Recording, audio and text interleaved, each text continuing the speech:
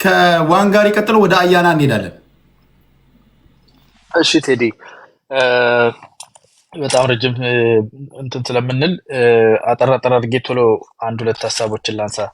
የመጀመሪያው ቅድም በነገራችን ላይ እኔ የምሬን ጀስት ኦቨርኦል አሴስመንት ነው። ማንኛውንም አልሲሲም ሆነ ትራምፕም ሆነ ፖለቲከኛ መግለጫ ሲሰጥ ወይ ፓርላማ ስቴት ኦፍ ዩኒየን የሚባል አለ፣ ቀርበው ሲናገሩ ምን ይታይባቸዋል ፊታቸው ላይ፣ ንግግራቸው ላይ፣ ከድምጸታቸው ምን ትረዳለህ የሚባል ጥያቄ አለና ከዛ ጀስት ያንን አሴስመንት ነው ያየሁትና በዚህ ደረጃ ኤግዙበረንስ ኤንድ ቡሊየንስ አላየሁበትም ነበርና በጣም ቫይብረንት ሆኖ ደስተኛ ሆኖ ፍሪ ሆኖ በኮንፊደንስ የሚናገርበትና ሞር እንትን እንዳለ ከኋላ ተስተካከለ ነገር እንዳለ የሚያሳይ ነው ብዬ ተናገርኩት። ግን አይ ቲንክ አዲስ ታይምስ መሰለኝ አብይን የሚሰማው ሰው እንደ አብይ ነው ሲል በእውነት ማይክ ዘግቼ አሜን ያልኩት። አብይን የሚሰማው ሰው ካለ እንደ አብይ ነው ማለት ነው ካለ ይሄ ሁሉ የሰማው ኢትዮጵያ ውስጥ እንደው 1000 እንኳን እንደሱ ቢሆንልን ማለት ፐርሰናሊቲ እኮ እንዲህ እኮ ሰው ታይቶ እኮ ይታወቃል። ጭንቅላት የኮፍያ ማስቀመጫ አይደለም። አስቡ እያልን እዚህ ሚዲያ ላይ የምታደክሙን ሰዎች ማለት ነው እንደ አብይ ብትሆኑ ስንት ነገር ትጠቅሙናላችሁ አይደለ? ፐርሰናሊቲ ነው ጀስት ሀገር መምራት ላይ ችግር አለ ወይ አንዳንድ ጉለቶች ምናምን ማለት እንችላለን። አንድ ፐርሰናሊቲ ግን ችለህ እንደሱ መሆን ብትችል ትልቅ ነው። እኔ ለራሴ መመኘው ነው በታታሪነት። አሁን ለምሳሌ ምን ያህል ስንፍና ከሀገራችን ላይ ይወገዳል? እንደው 1 ሚሊዮን ሰው እንደሱ ቢሆን ይሄ ሰው ቀን ቢሮ ውሎ ማታ ወጥቶ በሸራ ጫማ ዞሮ እንዴ ስንት ላይፍ ነው ያለው ነው የምለው እኮ። መደመር መጽሐፍትን አንብባችሁታል? ቁጭ ብሎ ይሄን ይጽፋል ይሄ ሰውዬ። ተጽፎ የመጣውን ገንዘብ ደግሞ እንደገና እንትን ለስራ ተማሪ ላብላበት ይሄን ገበታ ለእንትና ገበታ ለዚህ ገበታ አደረገው። ይሄን አይነት ታታሪነት ቢኖረን ሚሊዮን ህዝብ ቢኖረን እንደዚህ ታታሪ እውነት እንደ አፍ ያርግልን አዲስ ታይምስ። እሱን የሚሰማው እንደሱ ይሁንልን። አሁንም ነው እንደው ጥቂት ሰው እንኳን እንደሱ ይውጣልን። ታታሪነት እስቲ ምን ያህል መሀይምነት ይቀርፋል ከላያችን ላይ። ለእውቀት የሚሰጠው ቦታ ማንበብን መመራም ይዞ የሚመጣቸውን አይዲያዎች እስቲ የጎረቤት ሀገር መሪዎች እኮ እናያለን አይደል እንዴ ሲናገሩ ራሱ እንትን ይሏል። እንደ አናሊስት ከሀገር ከካታር ከምን ሲዞሩ አይታል አይደል? ክቡር አቶ ኢሳያስ ዓለምን እንዳለ ሲሽከረከሩ ምን ማለት ነው? ሀገሩ ላይ ጠበቅ አድርጎ እንደዚህ የሚናገር ምናምን የተመራ ማንበብ የሚወድ መጽሐፍ የሚወድ ሰው ለእውቀት ቦታ አለው። ምን ያህል ስግብግብነት ይቀርልናል። ሽልማቶቹን ጭምር እኮ ነው አውጥቶ $30 ሚሊዮን አውጥቶ ለዚህ ይዋልልኝ መጽሐፍ ሽያጭ። ሆዳም እኔ እንደማጭድ ወደ ራስ ብቻ የምንስብ ሆነን እኮ ነው እየተባላን ያለነው። ሶ ፐርሰናሊቲ የልሙስሙስነቱ እንደው አሁን እዚህ ያለው ልሙስሙስነት ሻቢያ ወስዳታ ነግሰኛለች፣ ቲፒኤልኤፍ ትሸከመኛለች፣ ከዛ ሰው ላይ መጥቶ ይወበራል። ይሄ ሁሉ ይጠፋልን ነበርና ጽናት፣ ታታሪነት ምናምን ብዙ ፐርሰናሊቲው ላይ የሚታዩ ነገሮች አሉ። እሱ መናቅ አትችልም። አገዛዙም ላይ መንግስቱ ላይ ችግር አለበት፣ ያው ሲስተም ላይ ችግር አለ፣ ፓርቲው ላይ በጣም ብዙ ችግር አለ፣ ክፍተት አለ፣ የህግ የበላይነት ላይ ችግር አለ፣ ሌብነት ተሰገሰገበት አለ፣ ከበፊትም የተወረሰ ነገር አለ። እሱን ማውራት እንችላለን። እንደ ኢንዲቪጁዋል ግን እሱን ነው ብለህ የምታጣጥለው አይደለም፣ በተለይ አንተ የምታጣጥለው አይደለም ለማለት ነው።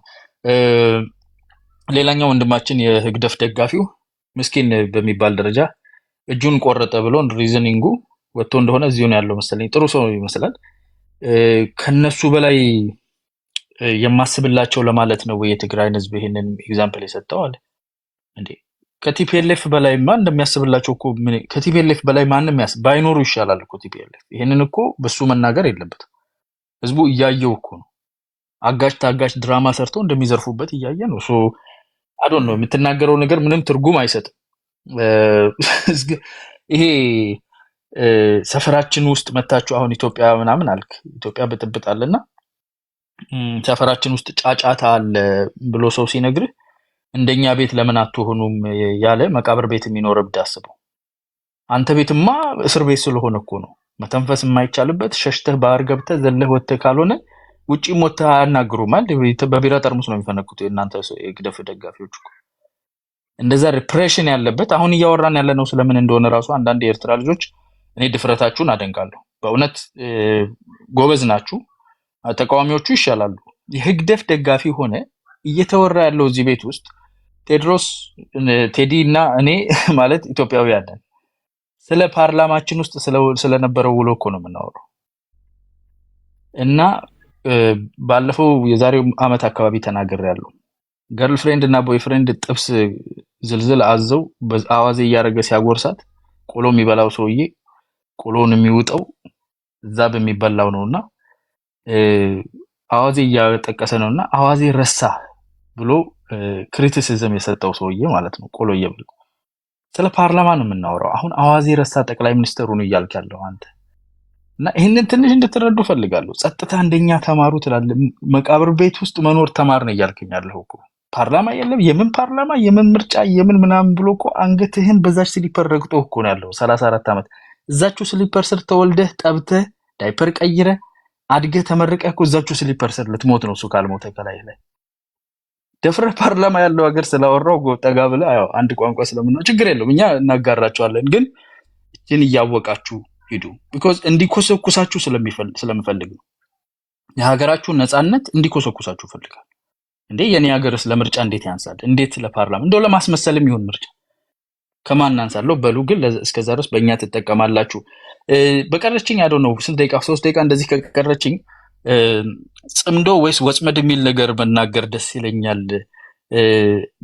አሁን የተገባበት ያለው ነገር ጽምዶ ነው ወይስ ወጥመድ ነው የሚለው ነገር በደንብ ቢታይ 3 አካላት ናቸው እዚህ ውስጥ ማያቸው። አንደኛው ህግደፍ ነው። ጠቅላይ ሚኒስትሩ ዛሬ ከተናገሩት የምንረዳው ህግደፍ የማይወጣው ነገር ወጥመድ ውስጥ እየገባ ያለ ይመስላል። ማንነቱንም ሀገሩንም እንዴት እንዳጠቃ የሚያውቅ የትግራይ ኤሊት ታጣቂ ወታደር ማህበረሰብ በቲፒኤልኤፍ ተለጉሞ ተገዝቶልኛል ብሎ ተሳስቶ የማይሆን ቦታ እየገባ ነው። ሂሳብ ሊያወራርድበት የሚችል ያደረሰበትን ጉዳት የሚያውቅ ዛሬ ዝም ብሎ ቲፒኤልኤፍ ጠርንፎልኛል ብሎ አስቦ ያልታሰረውን ነው አንስቶ የተሸከመ ያለውና ላዩ ላይ እሳት እንደሚሆንበት ነው። ሌላኛው ቲፒኤልኤፍ ነው። ቲፒኤልኤፍ ኦልሬዲ የወጥመድነቱን የጽምዶን ወጥመድነት ቀምሷል። ቢኮዝ በትግራይ ህዝብ በፖለቲካል ኤሊቱ በሚሊተሪ እና ሴኩሪቲ ኮሚኒቲ ውስጥ በ50-60 ዓመት ታይቶ የማይታወቅ ፍራክቸር ታይቶ የማይታወቅ ቢግ ዲቫይድ ቲፒኤልኤፍን የእድሜው መጨረሻ ላይ ያደረሰ ያጣደፈ ሞቱን ያጣደፈ አደገኛ የሆነ ቻሌንጅ የመጣው ጥምዶ በሚባል በዚህ መርዝ ምክንያት ነው። ሶስተኛውና አሳዛኙ አፋብን የሚባለው ሃይብሪድ ነው። አፋብን ኦልሬዲ ኤግዚስት የሚያደርጉ ፍራክቸሮች ዛሬ ጠቅላይ ሚኒስትሩ የተናገሩት ማንን ከማን እንደሚለዩ ግራ ነው የሚገባቸው። በነገራችን ላይ 7-12 የሚባል አጠማመር ነበራቸው። ከዛ ውስጥ ፍረክርኮ ይሄዳል። እዛ ውስጥ ስፔሻል 7 የሚባል አለ። የፖሊት ኮሚቴ ተብሎ የስልክ ውይይታቸውን አትስሙት ቢቀር ነው የሚሻለው። ለየት ያለ ብጥብጥ ውስጥ እየሄደን ያለው። ከዛ በዘለለ እና ሀብታሙ አያሌውና ሽመልስ አበራ ጆሮ የሚባለው ትላንት ያደረጉትን አይቼ የጎንደርን ማህበረሰብ ለይተው ከጎንደር አካባቢ የተወለዱ እያሉ መናገር ጀምረዋል። አፋብን ውስጥ ነው ማለት ነው። አንድ ደቂቃ በላይ ካወራው ቋቅል ሊላቸው ይችላል። አፋብን ኦልሬዲ ኤግዚስት የሚያደርጉ ወረዳዊ ዞናዊ የሆኑ ክፍፍሎችን ተሰንጥቀው እንዳይመለስ አድርገው ሊወጡት ያሉ ነው። ሚዲያ ላይ የምናየው ነው። ቢኮዝ ቲፒኤልኤፍ በጉዳትም ሆነ በኢንትረስትም ሆነ የፍላጎት ማለት ነው የወሰን የትርክት የጉዳት በሸዋና በጎንደር ዘንድ ያላት ቻሌንጅ ይበዛል ከሌላው ቦታ። ግልጹን ነው የምናውቀው። ዛሬ አፍ ሞልተው ጋዜጠኞቻቸው በአደባባይ ወጥተው የጎንደር አካባቢ የመጡ ፋኖችን ሌብል እንደዚህ ካደረጉ ሪል የሆነ ጽምዶ ሳይሆን ወጥመድ ውስጥ ገብተዋል እነዚህ 3 ድርጅቶች ለማለት ነው። ቴንክ ዩ። ጥያቄ ካለ አትፍራ። እኔ ወንድሜ ነኝ። ጊዜ ስቃርም ማለት ነው። አይቀለድኩ ችግር የለውም። ሰዓታችሁን ለመቆጠብ ያህል ነው። የአንዳንዶቻችሁን ኮመንት እያየን ነው። ኤርትራውያን ይሄ የመጨረሻ አብሶሉት የሆነ ዲሞክራሲ እኮ ነው የሰጧችሁ። ራሳችሁን እንድትከላከሉ 3 ኤርትራውያን አስገብቼላችኋለሁ። የኢትዮጵያ ሕዝብ በሚያደምጠው ፕሮግራም ላይ ፖለቲካውን መስራት የእናንተ ኃላፊነት ነው።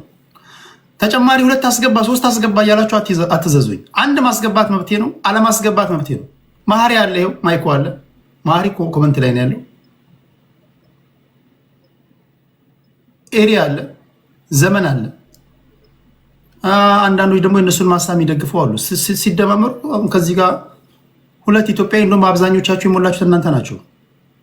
ቴንኪዩ ከማለት ውጪ ምን እኔ ኮምፕሌን ካየሁኝ ይገርመኛል። መቼስ እንዴት ምስጋና እንዴት ነው ካፋችሁ የሚጠፋው? እንዴት ያለ ነገር ነው ጎበዝ። ራስን እንድትከላከል እድል ሰጥቼ ፖለቲካ መስራት ያንተ ድርሻ ነው። እሺ ቴንኪዩ ከልብ አመሰግናለሁ። መሀሪ ቅድም ጫጫታ ውስጥ ስላለ ነው ሙዚቃ ቤት ስለሆንክ እንዳይረበሽ ነው ወደ ታች የወረድከው። አስተማማኝ ቦታ ላይ ካለ በአንደኛው ኤርትራዊ ትተካለ፣ ችግር የለውም። እሺ ማይኮል ልስማና ከማይኮ በኋላ ወደ ኤሪ፣ ከኤሪ ወደ አዲስ ታይምስ ሄዳለሁ ለአካሄድ እንዲመቸኝ። ኦራይት ቴንክ ዩ ቴዲ፣ እንደምን አላችሁ? ያ እንግዲህ ዛሬ ፓርላማው ላይ በነበረው ውሎ ጠቅላይ ሚኒስትር አብይ አህመድ በተናገሩት ነገር ላይ ሞር እሱ ላይ ለማተኮር እፈልጋለሁ። ምንድነው ይሄ የነበረው ኢንሲደንት ማጆሪቲውን እኛ ነገሮችን ማጽዳት በምንፈልግበት ሰዓት ላይ ሻዕቢያ ግን ትግራይ ላይ ወንጀል ይፈጽም ነበረ ነው ያለው። አሁን ላይ ያለው ፖለቲካ ምናልባት ይሄን ሊያስብለው ይችላል፣ የታወቀ ነው። ጠቅላይ ሚኒስቴሩ ትንሽ ዲፕረስድ ሆነዋል፣ ጭንቀት ውስጥ ናቸው። ይሄ ጽምዶ የሚባለው ነገር ፈጽሞ አጣብቂኝ ውስጥ እንደከተተው ሁላችንም የምንረዳው ጉዳይ ነው። በተቻለው መጠን ወደ ኤርትራም ወደ ትግራይም ወደ አማራ ሪጅን ላይም ሊያደርገው እያሰበ ያለውን ጦርነት በትልቁ ይሄ ጽምዶ የሚባለው የህዝብ ለህዝብ ግንኙነት ማጆሪቲ የኤርትራን ህዝብ የትግራይን ህዝብ እና ኢንክሉዲንግ የአማራው ህብረተሰብ ጭምር አብይ ለሚያደርገው ወደ ስፔሻሊ በኢትዮጵያ ወደዚህ ወደ ሰሜናዊ ክፍል ኢትዮጵያ ላይ የሚያደርገው ድቀት፣ ውድመት፣ ነብስ ማጥፋት ብሎም ትግራይን ከተቆጣጠረ በኋላ ለኢትዮጵያ ህዝብ ከዚህ በፊት ፕሮሚስ እንደሚገባው አባይን ከምንጩ ቀይ ይቅርታ ያ አባይን ከምንጩ ቀይ ባህርን ካናቱ ተቆጣጥሬ ሰባተኛው ንጉስ እሆናለሁኝ ኪንግ ኦፍ ኪንግ በቃ መሆን ይፈልጋል አብይና ለዛ ደግሞ በአሁኑ ሰዓት ላይ ጀግኖች የኤርትራ ሰራዊት ኢንክሉዲንግ የአብይን አካሄድ የተረዱ ከ3 ዓመት በፊት አውዳሚ በሆነ ጦርነት ውስጥ ከኤርትራም ጋር የተዋጉ የትግራይ ሰራዊት አብይ ምን ያህል ዴንጀረስ እና አጥፊ መሆኑን የተረዱ ጽምዶ ብለው እንትን ብለዋል ያሉት። አሁን ዛሬ ላይ ቃሉን አጥፎ በዚህ ደረጃ ላይ እንደዚህ እንዲናገር ያደረገው ምንድን ነው? ከ2 ዓመት በፊት ፊልድ ማርሻል ብርሃኑ ጁላ አክሱም ላይ የነበረው ኢንሲደንት የሻዕቢያ ወታደሮች በአክሱም በሚያልፉበት ሰዓት ላይ ሰላማዊ ሰው መስለው መሳሪያ ታጣቂ የነበሩ ሰላማዊ ሰዎች የሻዕቢያ ሰራዊት ላይ የቶክስ እሩምታ ያወርዱባቸው ነበረ ብሎ ተናግሯል። አሁን ግን ጠቅላይ ሚኒስቴሩ እጥፍ አድርገውት አይ ሻዕቢያ ገሏል ነው ያሉት። አሁን ዛሬ ጠቅላይ ሚኒስቴሩ የተናገረው በጣም የሚገርም 3 አይነት ነገሮችን ተናግሯል። ሻዕቢያን በትግራይ ወነጀለው፣ ቲፒኤልኤፍን ደግሞ በአማራ ላይ ወነጀለው።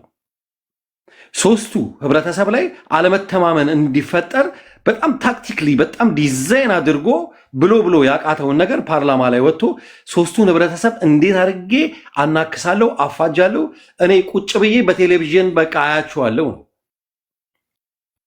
ሐቁ ቁም ነገሩ ግን እሱ አይደለም። የአማራውም ህብረተሰብ በአሁኑ ሰዓት ላይ የአብይ አካሄድ በደንብ ተረድቶታል። የትግራይም ህብረተሰብ የአብይ አካሄድ በደንብ ተረድቶታል። የኤርትራም ህዝብ በደንብ ተረድቶታል። ከኤርትራ ጋር የነበረን እንትን በፕሪቶሪያው ስምምነት ስለታረቀን ብቻ አኮረፉ። ጸቡም የተጀመረው ከዛን ጊዜ በኋላ ነው። ከዛን ጊዜ በኋላ መሰለኝ በቴሌቪዥን ወጥቶ በዓለም አደባባይ ላይ ዘንድሮ ኤርትራ ባትኖር ኖሮ ጉድ ሆነን ነበረ። ማንም ያስገደደው ሰው የለም። ኤርትራ እንደዛ ጸባጫሪ የኢትዮጵያ አንድ ክፍል የሆነችዋ ትግራይ ላይ ወንጀል ሲፈጽም የነበረውን ህብረተሰብ ከጦርነቱ በኋላ በዛ ደረጃ እንዲያመሰግን ማንም አላስገደደውም። እሱም ብቻ አልነበረም ሲያመሰግን የነበረው ፊልድ ማርሻል ብርሃኑ ጁላ፣ ጀነራል አበባው አበበ፣ ማጆሪቲዎቹ በዛ ጦርነት ላይ የተሳተፉት ሃይ ራንክድ የሆኑ ጀነራሎች የኤርትራን መንግስትና ህብረተሰብ በጣም ሲያመሰግኑ ነበረ። ግዴታ አልነበረባቸውም። ኢትዮጵያ ውስጥ የኢትዮጵያ አንደኛዋ ክፋይ የሆነችዋ ትግራይ ላይ ገብቶ ወንጀል ይፈጽም የነበረን ሰራዊት በዛ ደረጃ ላይ ሲያመሰግን የነበረ አንድ መንግስት ዛሬ ላይ ጽምዶና በተለያየ ሁኔታ የኤርትራ መንግስት ከኢትዮጵያ ጋር ፍጹም ሰላማዊ የሆነ መንገድ ነው የምንፈልገው ብሎ ሰላማዊ ነገር የሚፈልጉ ኃይሎች ጋር መዛመድ በሚጀምርበት ሰዓት ላይ እንዴት አድርጌ ልበትናቸው ብሎ እንደዚህ አይነት ታክቲካል የሆነ ነገር እንትን ማድረጉ አንድም እሱ ብዙ ጊዜ የኢትዮጵያን ህዝብ ሾርት ሚሞሪ ናችሁ እያለ ይጠራቸዋል። እኛ ኤርትራኖች ግን ሾርት ሚሞሪ አይደለንም። ኤቭሪቲንግ ኢዝ ዶክመንትድ፣ ዶክመንት አድርገናል። በትግራይም ውስጥ በገባንበት ሰዓት ላይ የትግራይ ህዝብ ራሱ ኤርትራውያኖች የተቆጣጠሩት ቦታ ላይ ለረጅም ጊዜ ተዘግቶ የነበረ ስንዴ፣ ገብስ የመሳሰሉትን ለህዝቡ ሲያድሉ ራሳቸው ተጋሮች የሻዕቢያ ሰራዊትን ሲያመሰግኑ ኢንተርቪው እየተደረጉ ዶክመንት ያደረግነው ብዙ ማስረጃዎች አሉ።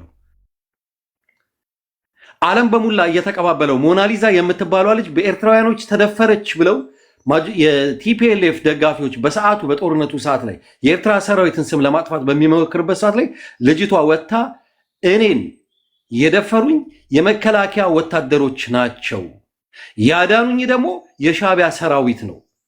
በአካባቢው ለነበረው የሻዕቢያ የመከላከያ ሰራዊት ደውለው ልጃችሁ እዚህ ቦታ ላይ ሬፕ ተደርጋለች፣ በጥይት ተመታለች ብለው ለነበረው ኃላፊዎች ነግረው ሕክምና እንዳደርግ ያደረጉኝ የሻዕቢያ ሰራዊቶች ናቸው ብላ ምስክርነቷን ሰጥታለች። ይሄ ዶክመንትድ ነው። የስቴት ዲፓርትመንት ኃላፊ የነበረው ማይክ ፖምፒዮ በሰዓቱ በኤርትራ ላይ የሚሳኤል ማዕት በሚወርድባት ሰዓት ላይ የኤርትራ ህዝብና መንግስት ፍጹም ጨዋ ነው፣ ይሄ ሁላ ሚሳኤል እየወረደበት ምንም አይነት ነገር መልስ አለመስጠቱን እናመሰግናለን ብሎ ለኤርትራ ኤምባሲ የጻፈው ደብዳቤ ኢሜይሉም ዶክመንት የተደረገ የኤርትራ ሰራዊት ፍጹም ጨዋ በነበረበት ሲቹዌሽን ሜቢ በአንድ ሀገር ላይ ጦርነት በሚደረግበት ሰዓት ላይ there could be a war crime ሊኖር ይችላል። የተገደሉ ሰላማዊ ሰዎች ሊኖሩ ይችላሉ። እንደ አንድ ኤርትራዊ እኔ ስለነዛ ሰላማዊ ሰዎች በጣም አዝናለሁኝ። እግዚአብሔር መንግስተ ሰማያት ያስገባቸው እላለሁኝ። ነገር ግን በሰዎች ህይወት ላይ ግን በጠቅላይ ሚኒስቴር ደረጃ ቁጭ ያለ ሰው እንደዚህ እያላገጠ ትግራይ መቀሌን በሻሻ አድርገናታል ያለ ሰውዬ መቀሌ ላይ የሻዕቢያ ሰራዊት አለመግባቱን መመስከሩ ግን ይህም ትልቅ አንድ ነገር ነው። መቀሌን በሻሻ አድርጋታለሁ ያለው ጠቅላይ ሚኒስቴር ሳያስበው ይሁን አስቦት መቀሌ ላይ ግን የሻዕቢያ ሰራዊት አልነበረም ብሏል። መቀሌ ላይ ደግሞ ምን እንደተደረገ ደግሞ እኛም ይህንን እናወጣለን ማለት ነው። በሚቀጥለው ተሪያ ሲደርስ እንትን አደርጋለሁ። ቴንኪዩ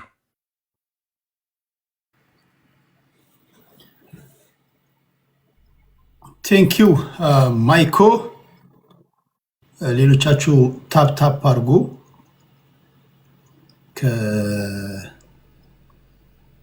ከማይኮ ቀጥሎ አይ ቲንክ ኤሪ ነው መሰለኝ። ኤሪ እኔ ነኝ። ኦኬ መጀመሪያ ቅድም አላመሰገንኩም ቴዲ፣ በጣም ነው የምናመሰግነው። ባይዘወይ ይሄ የኢትዮጵያ ፕላትፎርም ነው። አትሊስት ለሁለቱም ህዝብ የሚመለከት ፖለቲካ እስከሆነ ድረስ የሁለቱም ስቶሪ መነገር አለበት ብለህ እድሉን መፍቀድ መመስገን አለብህ። ሪጋርድለስ አንዳንድ ጊዜ ሴራ ነክ ፖለቲካ እንደምታወራ ይገባኛል፣ ግን ሪጋርድለስ መመስገን አለብህ እና በጣም ነው የምናመሰግነው። ታማኝነት፣ የሚዲያ ታማኝነት ራሱ በዚህ ነው የሚለካው። አየህ ስቶሪው ከሁለት አካላቶች መነገር ሲችል አሳማኝነቱም ለኦዲየንሱም እሱ ነው ማለት ባላንስ ይኖረዋል። እና ቅድም አላመሰገንኩም፣ አሁን ላመስገን ብዬ ነው። ጥቅል ባለ መንገዱ መጀመሪያ ስለ አብይ አህመድ ምናልባት ቅድም ተናግረንበታል፣ ግን ጠቅል ያለ መልስ ሰጥቼ ልለፍበት። ምናልባት ፕሪያስቲም አድርጌ የተናገርኩት አነጋገር አለ ቅድም በኋላ የገባኝ። ፓርላማው ላይ የተነገረው ምናልባት ምንድን ያለው ጥያቄው የቀይ ባህር ጥያቄ አይደለም። ከዛ በፊት በትግራይ ውስጥ የነበረው ሲቪል ወር ውስጥ የተፈጠሩ ችግሮች ነበሩ። ስለዚህ መንስኤው ከዛ ነው የሚጀምረው ተብሏል። ከዛ በኋላ የኤርትራን ሰራዊት ደግሞ እንደ ከዳች ወይ ደግሞ እንደ ከጂ ወይ ደግሞ እንደ በዳይ አድርጎ ደግሞ ያቀረበበት ካራክተራይዝ ያረገበት ሂደቶች አሉ። በዚህ ሂደቶች ከዚህ በፊትስ ምን ብሎ ነበር የሚለውን ነው። ለዛ ነው መጥቼ አብይ አህመድ ይሄ ወንበር አይመጥነውም ያልኩት። ይሄ የፕሮፊሸንሲ ዲኬይ ይባላል። አየህ ስራህን በአግባቡ በተለይ የህዝብ መሪ የሀገር መሪ ሆነ ስትገኝ የሞራል ኢንቴግሪቲ ኢዝ ቬሪ ኢምፖርታንት። ይህን ተግባራዊ ማድረግ ካልቻልክ ለቦታውም ለመሪነቱም አይመጥንህም ማለት ነው። እነዚህ ሰዎች የኤርትራ ሰራዊት የኤርትራ መንግስት አባታችን ነበሩ። በውጊያው ጊዜ ኃላፊያችን ሆኖ ውጊያውን ሲመሩ ነበር። ባይ ዘ ዌይ ዛትስ ፋክት። ምናልባት አንተም የጀርናሊስት ስለሆንክም ታውቀው ትሆናለህ አይደል? እኛ ውጊያው ሲነሳ መጀመሪያ ውጊያውን የተቆጣጠርነው የኤርትራ መንግስት ነው፣ የኤርትራ ወታደር ነው።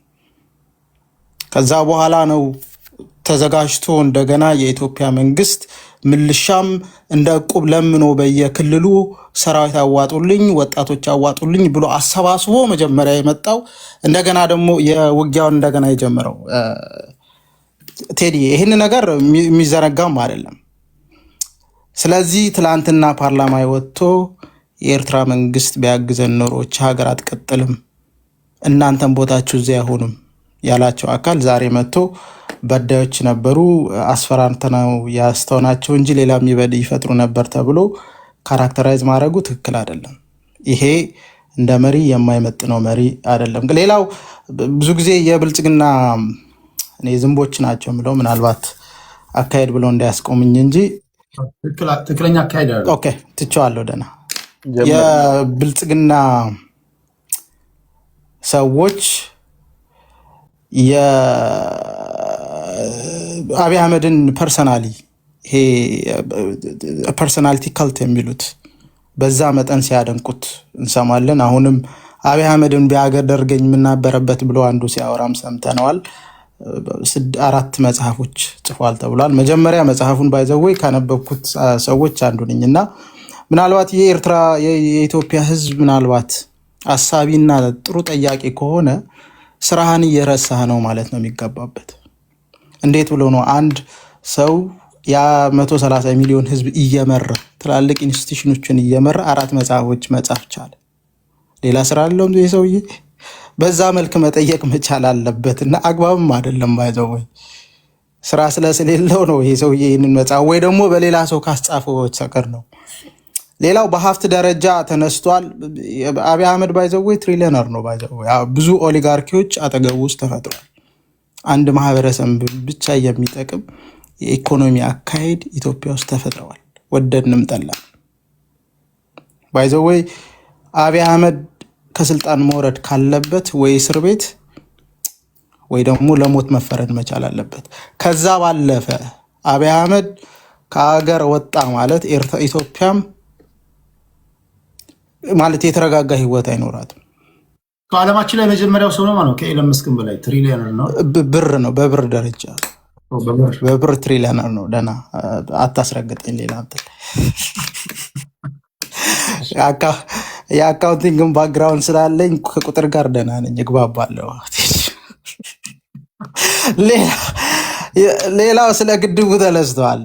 የግድቡ ሁኔታ ባይዘው ኢምፕሊኬሽኑ የግድቡ ኢምፕሊኬሽን ኢኮኖሚካል አይደለም፣ ፖለቲካል ነው። ለመጀመሪያ ጊዜ $11.5 ቢሊዮን ከተሳሳትኩኝ በቁጥር ደረጃ ውስጥ አርሙኝ ባጀት ተደርጎ ወደ 3150 ሜጋዋት የሚያመነጭ ግድብ ሃይድሮ ፓወር የገነባ በታሪክ ውስጥ ኢትዮጵያ ብቻ ናት። አትገነባ። ምክንያቱ ብዙ ጊዜ የኮስት በነፊት አናሊሲስ መውሰድ መቻል አለብን። ማለት $11.5 ቢሊዮን ብዙ ሪኒዋብል ኤነርጂዎች የሆኑ ኤሌክትሪክሲቲ የሚያመነጩ እንትኖች ማቋቋም ይቻል ይመስለኛል። እኔ ብዙ በኢንፋክት ዲስትሪቢዩትድ የሆነ ማለት ነው። ማለት አባይ ግድብ ነው። አዎ የግድቡ ሂደቱ እሱ 5000 ሜጋዋት በላይ ነው። አሁን ያለው አይ ቲንክ በእጃችን ላይ ያለው 3150 ነው። 6 ተርባይኖች እንደሚሰሩ ነው እኔ የማውቀው፣ እኔ ላይ ባለኝ መረጃ ማለት ነው። እና በዛ ደረጃ አይ ቁጥሩ ስላሳነስክ ነው እንደውም በደንብ ኖ ኖ ይገርምና ኦሪጂናል ፕሮጀክቱ 5150 ሜጋዋት ነበር። በእጅ የደረሰው 100 ሚሊዮን ይችላል፣ ችግር የለውም። እሺ እስካሁን ያለው ግን እስከ 5 ተርባይኖች ብቻ ነው የሚሰሩት። ግሪዱም አልደረሰም። ባይዘው እዛ አካባቢ ብቻ ያሉት ነው ተጠቃሚ የሚሆኑት የሚለው ነው። እና እሱ አይደለም ኢምፕሊኬሽኑ ኢኮኖሚካል አይደለም ነው ማለት ነው፣ ፖለቲካል ነው። ምናልባት የግብፅ ምን የባርጌኒንግ ቺፕ ወደታች ለመሳብ ከዛ ማቋራጭ አድርጎ በዚህ የባቤል መንደብ እንትን ካገኘህ ደግሞ የባርጌኒንግ ፓወር እንዲኖር ለማድረግ የተደረገ ነው እንጂ ብዙ ሰዎች በኢኮኖሚካሊ ስለማያዩት ነው። ሌላው የትግራይ ህዝብ የተፈጠረው ጄኖሳይድ ነበረው የተባለ ስንት ደቂቃ ላይ ብቻ? ኦኬ ኦኬ ኦኬ። ሌላ ስለምኑ ላውራ ታዲያ? ኦኬ ስለ ጽምዶ ላውራ ደና። ስለ ጽምዶ የተባለው ነገር አለ። ምናልባት የጽምዶ ብዙ ሰዎች ያልተነገሩት ያልተረዱት አንድ ነገር ካለ የጽምዶ ኢምፕሊኬሽን ማህበረሰባዊ ኢምፕሊኬሽን ነው ያለው።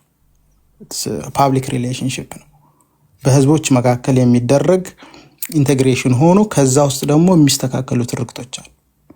ከዛ ባለፈ ግን ይሄንን ትንሽ ገፋ ለማድረግ የሚመጣ ኃይል ካለ ግን ሚሊታሪ ሆኖ ሊጠብቅ ይችላል። ፖለቲካል ከለርም ሊኖረው ይችላል።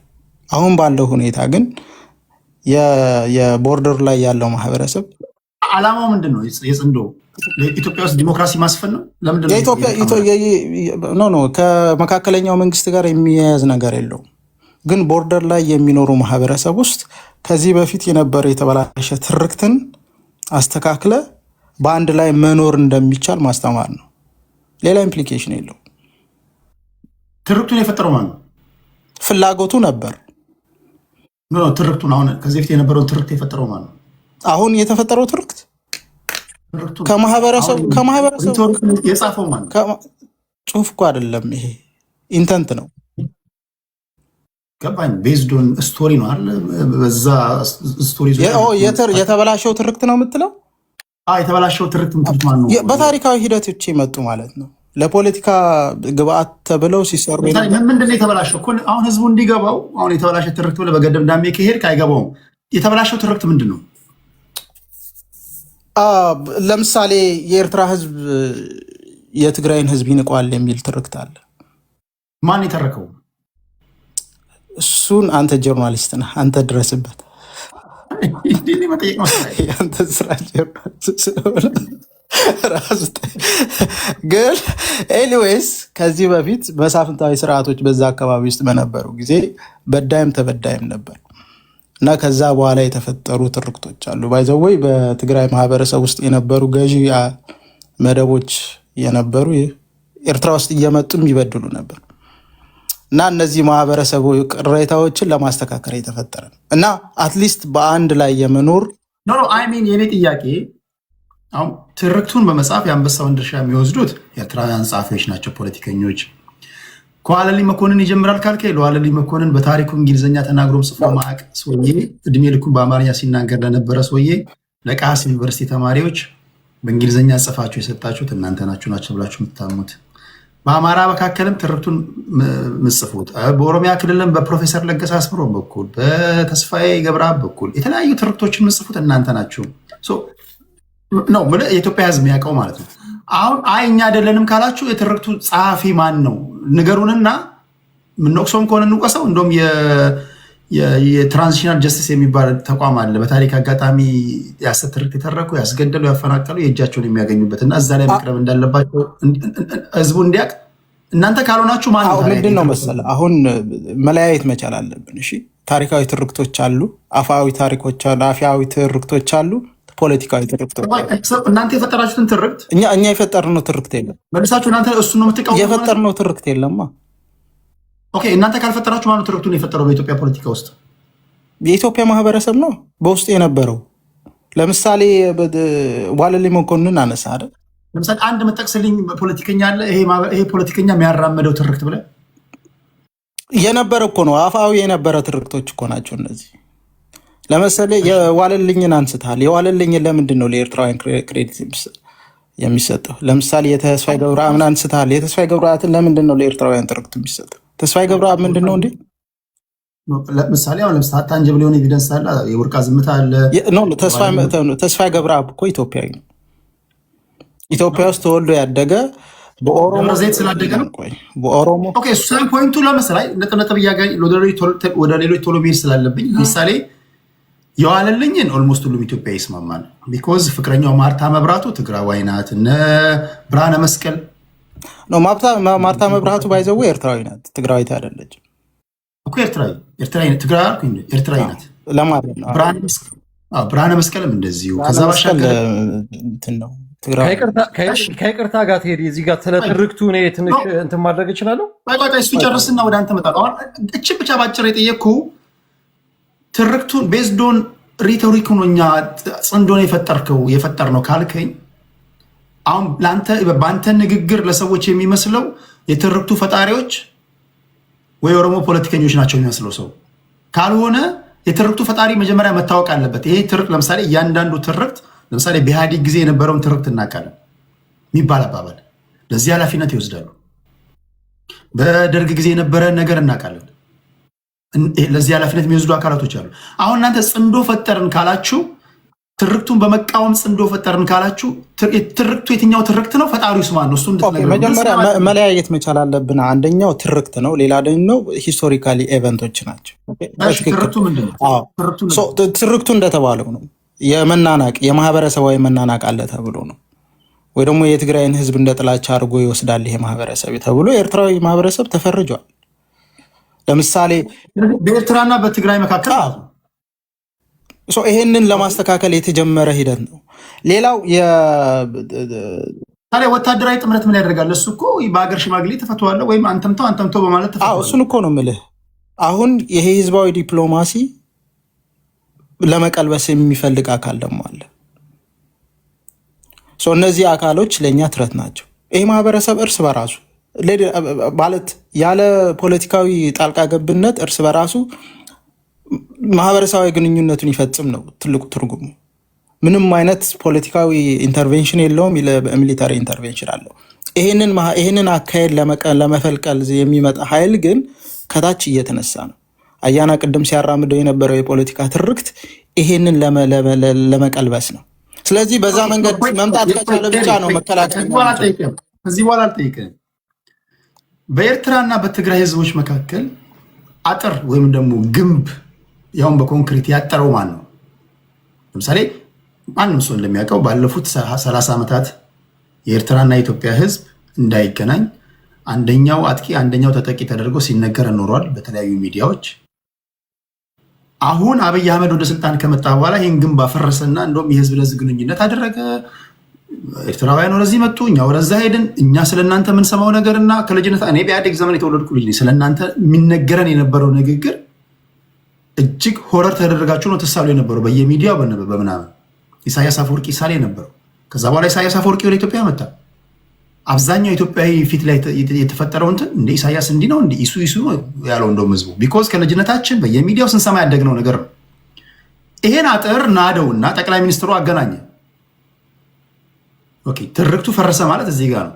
አሁን እናንተ ድጋሚ እኛ ጽንዶን የፈጠርነው ይሄን ትርክት ለመዋጋት ነው ካልከኝ የትኛውን ትርክት ነው? ቅድም ምን ብለህ ነበር ቴዲ? ምናልባት እኛንም ሾርት ሚሞሪ አድርገህ አንዴ ቅድም ያልከው ነገር አለ። ምናልባት አዲስ ታይምን ስጠይቀው ነበር የአብይ አህመድ በሁለት ደቂቃ ጨርሰውና ወደ ሌሎች የአብይ አህመድን በዛን ጊዜ የወሰደው ውሳኔ ኤግዛክትሊ አዲስን ጠይቀው ነበር። ውሳኔ አማራጮች ነበሩት አለ። ወይ በህወሓት መቀልበስ ነው፣ ወይ ከኤርትራ ጋር ሆኖ ደግሞ ህወሓትን መውጋት ነው አለ። ስለዚህ አንተ እንደነገርከኝ ከሆነ I'm trying to use your own logic, okay? አንተ ከሆነ በአንተ በገለጽከው መንገድ የአብይ አህመድ ከኤርትራ ጋር የነበረው ስምምነትና ሰላም ጄኒውን አልነበረም ማለት ነው። ኦኬ ሶ ጄኒዩኒቲ የሌለው ህዝባዊም ፖለቲካዊም ግንኙነት መጨረሻ ላይ እንደሚፈርስ ኦብቪየስ ነው። በኤርትራና በኢትዮጵያ መካከል የሆነ ደግሞ ይሄ ነው። ኢንቴንሽኑ ጄኒውን ስላልሆነ የአብይ አህመድ የኤርትራን ሰራዊትና መንግስት ለመጠቀም ብቻ ስላሰበው ተቀልብሶ ወደዚህ የምናይበት መንፈስ ውስጥ ገባ ማለት ነው። አሚን ምን እኔ ህዝቡ እንዲያውቅ ነው ማለት አላህን ስትፈጥር ወይ ስትራቴጂካል ነው ወይም ታክቲካል ነው። ለሁለቱም ዲፊኒሽን አለው፣ አካሄድ አለው፣ መርህ አለው። አሁን እኛ ሀገር እኮ ጠዋት ፍቅር በፍቅር የሆኑ ሁለት አካላቶች ከሰዓት ምን እንደሚያጣላቸው አናውቅም። ሲፋቀሩም ግር እንላለን፣ ሲጣሉም ደግሞ እንደገና ቡድን እንሆናለን። ስትፋቀሩ በምንድን ነው የተፋቀራችሁት? ቢኮዝ መርህ አልባ ግንኙነት ከሆነ ነገ መጣላታችሁ አይቀርም። የተፋቀራችሁበትን ደግሞ ፕሪንሲፕል ወይም ደግሞ መርህ እንደውም ስትጠየቁ ማስረዳት አለባችሁ። በዚህ ምክንያት የህልውና አደጋ ካለብን ምንድን ነው ህልውናው? የትርክት አደጋ ከሆነ የትርክቱን እነዚህ የኦሮሞ ፖለቲከኞች ኦሮሞ እንኳን ማለት እንደዛ አይቻልም፣ ግን ኢትዮጵያውያን የፈጠሩት ትርክት ነው ሻዕቢያዎች ላይ ምናምን ብላችሁ ብታስረዱን ኦኬ፣ ሰው የሚገባውን ይገባዋል። ግን ግራ የገባ ነገር ነው። የሚታወቀው ነገር ሌላ ነው። 2-3 ፈጽመው ሊሆኑ ማይችሉ ነገሮች ናቸው ጽንዶ ፈጠር ነው የሚሉት። ሊሆን የሚችልበትን ነገር የማስረዳት ነገር ብቻ ነው የፖለቲከኞች ስራ፣ ሌላ ነገር የለውም። ፖለቲከኞች ናቸው። የሰማችሁ ነው። የሚመቻችሁን ትወስዳላችሁ፣ የማይመቻችሁን ደግሞ ትተዋላችሁ። ቴሌግራም ላይ የጻፍኩላችሁን ጥያቄ እየመለሳችሁ ላላችሁ ከልብ አመሰግናለሁ። እየመለሳችሁ ወይም ደግሞ የጻፋችሁ ላልሆናችሁ መልሱ። ቴዲ ሐዋሳ ቴሌግራም ቻናል ላይ 18 ሰዎች እስካሁን ኮመንት አድርገዋል። 20 ሰዎች የዛሬውን የጠቅላይ ሚኒስትር አብይ አህመድን የፓርላማ ንግግር እንዴት አያችሁት ብያለሁ። እዛ ላይ ኮመንት አድርጉልኝ። መጨረሻ ላይ ስማችሁን እየጠራውኝ አስተያየቶቻችሁን የማነብ ይሆናል። አዲስ ታይምስ ወደ አንተ እመጣለሁ። እሺ ወንድሜ 8 ደቂቃ አለ። ኦኬ 8 ደቂቃ ቶሎ መጀመሪያ የተነሱት ሀሳብ ላይ ምንድነው? ጠቅላይ ሚኒስትራችንን ከሚሳኔ አልሰደብኩትም። አምባገነን ማለት ስራው ነው፣ ባህሪው ነው። አብይ አህመድ ጨፍጫፊ ነው። ጦርነት አውጆ 1 ሚሊዮን ህዝብ አልቀዋል። አማራ ላይ ጦርነት አውጀዋል። ኦሮሚያ ወለጋ ረፍት የለውም፣ በድሮን የተደበደበ ነው። እሱ ስልጣን ከመጣ በኋላ ኢትዮጵያ ህዝብ በጦርነት እያለቀ ነው። ይሄ ስሙ ነው፣ ተግባሩ ነው፣ አክሽኑ ነው። ስለዚህ አብይ አህመድን እኔ ሰላማዊ መሪ ብዬ ልጠራው አልችልም። ለኢትዮጵያ የሚጠቅም ብዬ ልጠራው አልችልም። በኢትዮጵያ መካከል በኢትዮጵያ ህዝቦች መካከል ዲቪዥን ያስቀመጠ ልዩነት ያስቀመጠ ሰዎችን በዘራቸው አዲስ አበባ ህዝብ 5 ሚሊዮን የአዲስ አበባ ህዝብ ወጥቶ ደግፎት በፍቅር ደግፎት አብይ የለውጥ መሪ ነው ካለው በኋላ ቤቱን ያፈረሰበት ዘሩን ያፈረሰበት ድሃዎች ትንቢት የላችሁም መጸዳዳት አትችሉም ያለበት ግማሾቹ ትናንትና ቤት ፕሮግራም ሲሰራ ነበረ። አስራ አንተ እንደውም ይሄን ፕሮግራም እንድትሰራ ፈልጋለሁ። አዲስ አበባ ይኸውልህ አሁን ይሰማል። እስኪ መውጣት እችላለሁ ካለሁበት። አሁን ይሰማል። እስኪ ይሰማል በደምብ ኦኬ። ይኸውልህ አዲስ አበባ ላይ የተደረገ በኮሪደር ልማት ምክንያት እየተደረገ ያለው የህዝብ ላይ ግፍ ቴዲ ወደፊት አንተም ፕሮግራም ሊሰራበት ይገባል። ብዙ ድምጾች እየመጡ ነው። እንዴት ቤታቸው ፈርሶ 300-400 ካሬ ሜትር የያዙ ሰዎች የግል ንብረት ያላቸው ቤታቸውን ነጥቋቸው ገንዘብ ሳይሰጧቸው ተለዋጭ መሬት ሳይሰጧቸው ሜዳ ላይ ጣሏቸው እየመጡ እየተናገሩ ነው። አንተ ስትናገር ሰዎች እያዩት ነው እና ተስተናገር የምትለውን ነገር በሙሉ በጎን እያዩት ነው። ኦኬ ስለዚህ እኔ እያልኩ ያለሁት አብይ አህመድን ምጠራው በተግባሩ ነው የገለጽኩት እንጂ ሰውየውን ፐርሰናሊ ከሰውየው ጋር ችግር የለብኝም። ሰውየውን ለመስደብ ለማጣጣል አይደለም። ይሄን ባጭሩ ልመልስ። ከዛ በተረፈ አንተ ተደራጅና ፓርቲ መስርተ ምናምን ታገል ወደ ስልጣንና መንግስቱን ምናምን የሚለው እኔ አንድ አክቲቪስት ነኝ። የአመራርም ብቃት የለኝም፣ ለዛም ብቁ አይደለሁም። የኔ ኢንቴንሽን እሱ አይደለም። ለምን እኔ ይልቅስ እኔን መሪ ይሁን ከምትለኝ ልደቱ አያሌው ሀገሩ ገብቶ ለፖለቲካ እንዲሰራ ትፈቅድለት። የፓርላማ ተመራጩ ክርስቲያን ታደለ ሐሳቡን ስለተቃወመው አብይ አህመድን ውስጥ እግሩን ለምን ትገርፈዋለህ? ለምን ቶርች ታደርገዋለህ? ለምን ታሰቃየዋለህ? ለምን መሪ እንዲሆን ህዝቡን እንዲመራ ለምን አትፈቅድለትም? እስክንድር ነጋ ባልደራስ ብሎ ሲያቋቁም ጦርነት እንገባለን ፓርቲ አይመሰረትም ብለህ ስብሰባውን ስትከለክለው ነበረ። ወታደር ገጀራ ሲይዘህ ስብሰባ ስትበትን ነበረ። ብዙ መከራ ስታደርስ ነበረ። ህዝቡ ሰላማዊ ሰልፍ ማድረግ አይችልም። አዲስ አበባ ላይ በጥይት ነው የምትመታው።